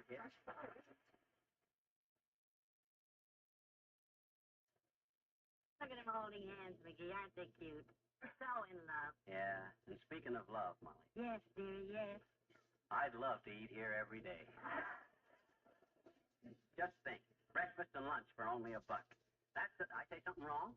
Skip it. Oh. My goodness, if I ever thought I'd have to play second fiddle to a platter of spaghetti and meatballs. Hello, Molly. Hi, pal. Hello, Mr. Wilcox. Hi, Junior. Looks like everybody's eating at Tony's today, and I don't blame them. Pull up a chair. Oh, thanks, pal, but I'm on my way to put a call to Hollywood. Close a big deal. Oh?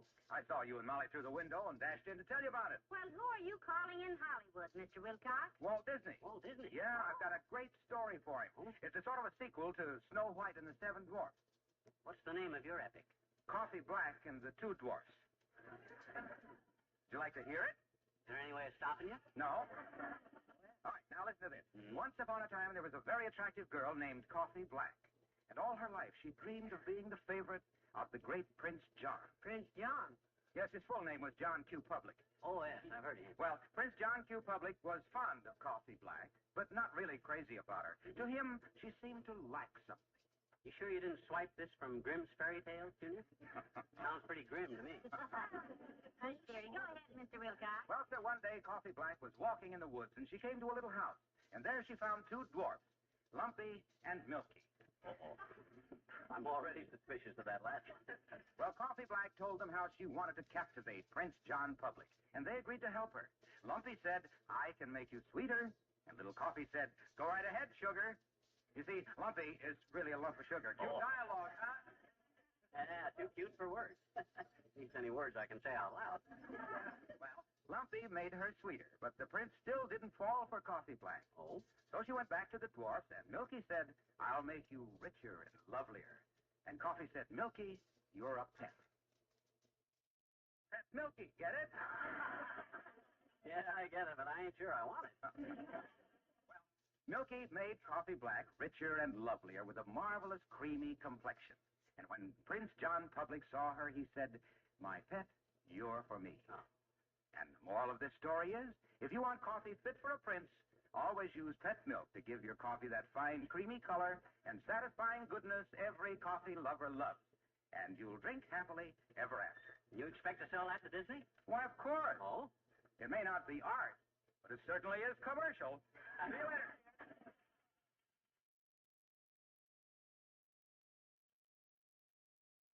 Wasn't that a cute story, dearie? You know, he has a talent. You know, hold it. Here comes the food. Oh, look at that. What a magnificent lunch coming up. Just to feast your eyes on those magnificent meatballs. Oh, boy. Go bring the veal scallopine, the salad and all the rest. Oh, just look at it. There's a lunch fit for a king. That's fit for about 4 kings. And a jack. Huh? Look, McGee, I'm going to run over to the beauty parlor while you're eating. Just the sight of all that. Oh, don't run out on a bargain like this, Molly. You sure you can't eat some more? I'll feed you all you want today, kiddo. Well, frankly, dearie, I'm fed up. Oh. I'll see you later. Oh, what's the matter with her? I don't get it.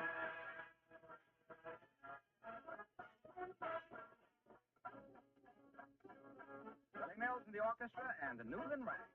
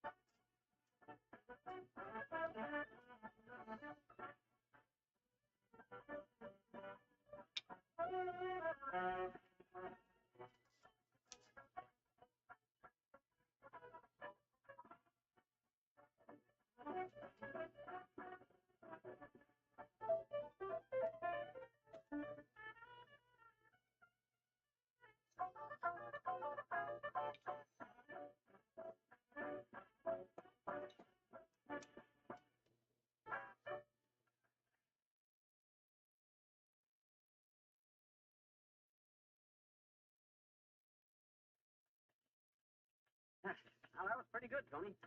Might as well give me another cup of coffee while I'm waiting for Molly, I guess. Cup of coffee number 17 to coming up. You can clear away these dishes, too, whenever you want to. I couldn't eat another bite. Good. Of lunch, that is. As soon as Molly gets here, we'll probably order some dinner. You know, there's one thing good about you, McGee. You're appetite. Yeah. I never see... here's the senora now. Sit down, Mrs. McGee. Thank you, Tony. Well, I see you're still here, dearie. Yeah, just killing time till you got back, sister. I'll bet you're killing the cook, too. Don't you worry about the cook, Mrs. McGee. I'll bring you the dinner menu, senor, in case you get home. Heavenly days, McGee. How can you possibly pack away any more food? Frankly, I don't know, but this wasn't my idea, you know. It was Tony's idea to give his customers all they can eat for $1. Who am I to disappoint a guy that's got his heart set on me eating all I want? Well, hello, Mr. Oldtimer. Hi, old-timer. What you doing here, kid? Eating or sitting? Well, a little of both, Mr. Oldtimer. Will you join us? Hey, daughter, I'm just taking a shortcut through here. I'm on my way to pick up my girlfriend, Bessie. Oh, Bessie. We haven't seen Bessie lately. How is she these days? Oh, she's fine, daughter. Think of condition. Healthier than a brewery horse and just about as pretty. Hey, we're going on our annual family picnic at Dugan's Lake today. Family picnic, eh? Yep, me and Papa and Bessie and her mama. Nice. Last year's was a real dinger. Ain't had so much fun since you could buy things for a nickel. Well, what did you do? Oh, we had us a picnic at the picnic, daughter. First, there was a baseball game between the old men and the young men. Played 50 innings to a scoreless tie. No scores at all? Nope. Papa was the entire old men's team, and I was the young men's team. Yeah. Get on base, all right, but we couldn't drive ourselves in. Must have been a fascinating game. Well, sir, after we got through the ball game, we hit. Oh. Then we felt you were late for a spell, and Bessie and her mama said they'd bury me in the sand. Oh, how cute. Started burying me, but right in the middle of it, I made a startling discovery.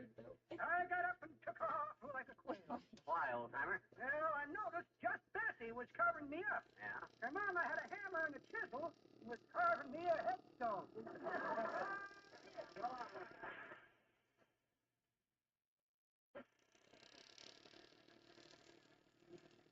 I've often wondered where they dug that guy up, and now I'm beginning to wonder why. He's the... Now, look, McGee, Tony's coming with the dinner menu, but I want you to send it back. Look at your belt. You can't eat any more. You're so right. Thank the man and pay him, and let's go home. Well, here's the dinner menu, McGee. The special for Don't tonight. tell me, Tony, don't tell me. I'm quitting, boy. I just realized I've had enough. I'm a very disappointed, senor. I just to tell my cook to get ready with the dinner and stand by when McGee blows up. I'm sorry. I'm stuck. I want to congratulate you on a swell advertising idea, though, Tony. That gimmick of all you can eat for $1 is the greatest thing I ever heard of. As soon as that catches on, you'll pack this joint. Yes, Tony, you'll make everything but money. Yeah. I'm glad you like the idea. I hope you both come back tomorrow when the offer starts.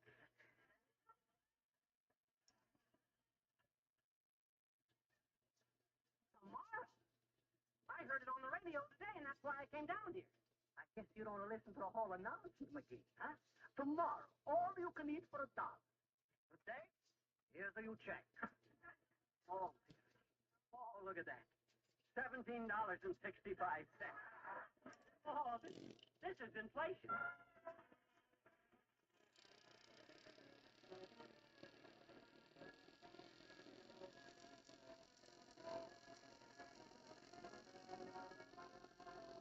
Fibber and Molly return in a moment. You know, it seems to me mothers get smarter and smarter all the time. For instance, in the old days when it came time to wean the baby, some mothers would switch to ordinary bottled milk. Well, they had a time of it, too, because the baby was used to fed evaporated milk. He had pretty definite ways of telling Mom he didn't like any change in diet. Well, these days, mothers don't have that trouble at weaning time. They just keep baby on pet milk, and everything's rosy. Baby likes pet milk in the bottle, he likes it in the glass. And even more important, the very same protective substances in pet evaporated milk that help babies build sound teeth, strong, straight bones, and make sturdy, steady growth help youngsters through all their growing years. Yes, it's getting so in happy homes throughout the country. Youngsters have safe, easy-to-digest pet's milk from the time they're born till they have pet milk babies of their own, which is probably one reason why there are more sturdy, happy youngsters today than ever before.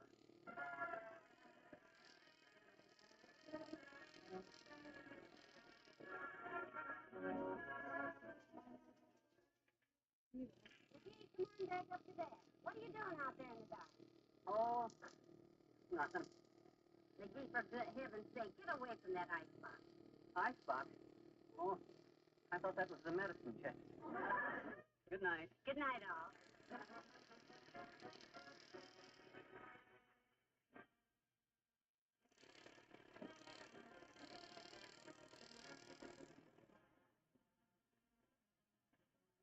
The first evaporated milk, Pet Milk, brings you Fibber McGee and Molly each week at this time. Be with us again next Tuesday night, won't you?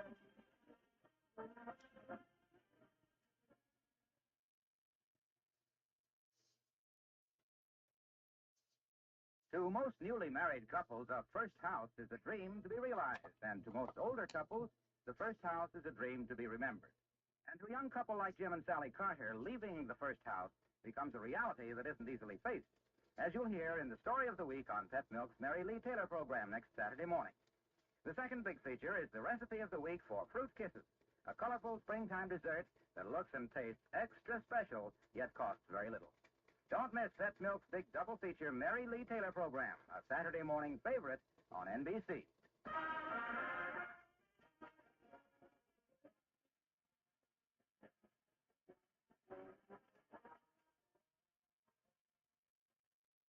Now, Eddie Cantor brings you more fine entertainment on NBC.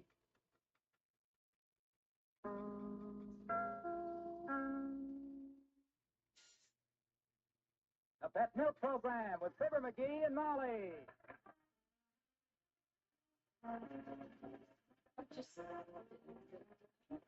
The first evaporated milk, Pet Milk, presents Fibber McGee and Molly with Bill Thompson, Gail Gordon, Arthur Q. Bryant, Dick LeGrand, Ken Christie, Herb Vigran, and me, Harlow Wilcox. The show was written by Phil Leslie and Keith Fowler and directed by Max Tuttle with music by the King's Men and Billy Mills Orchestra.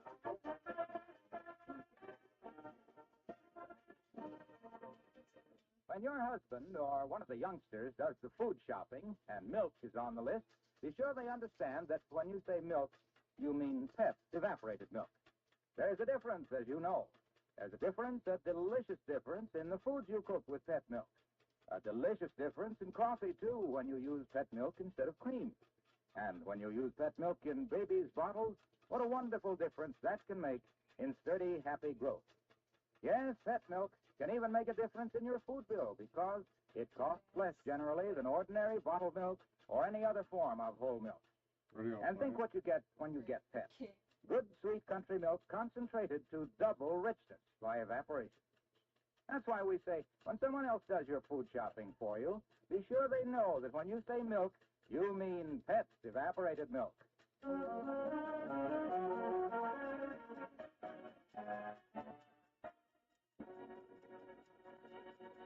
When a woman goes downtown to a bargain sale, there's no telling what she'll bring home, is there? The lady at 79 Wistful Vista, for instance, she went down to the Bonton this morning, and look what she just got home with. A traffic ticket? Oh, no. Sorry, dearie. Yep, it's Fibber McGee and Molly.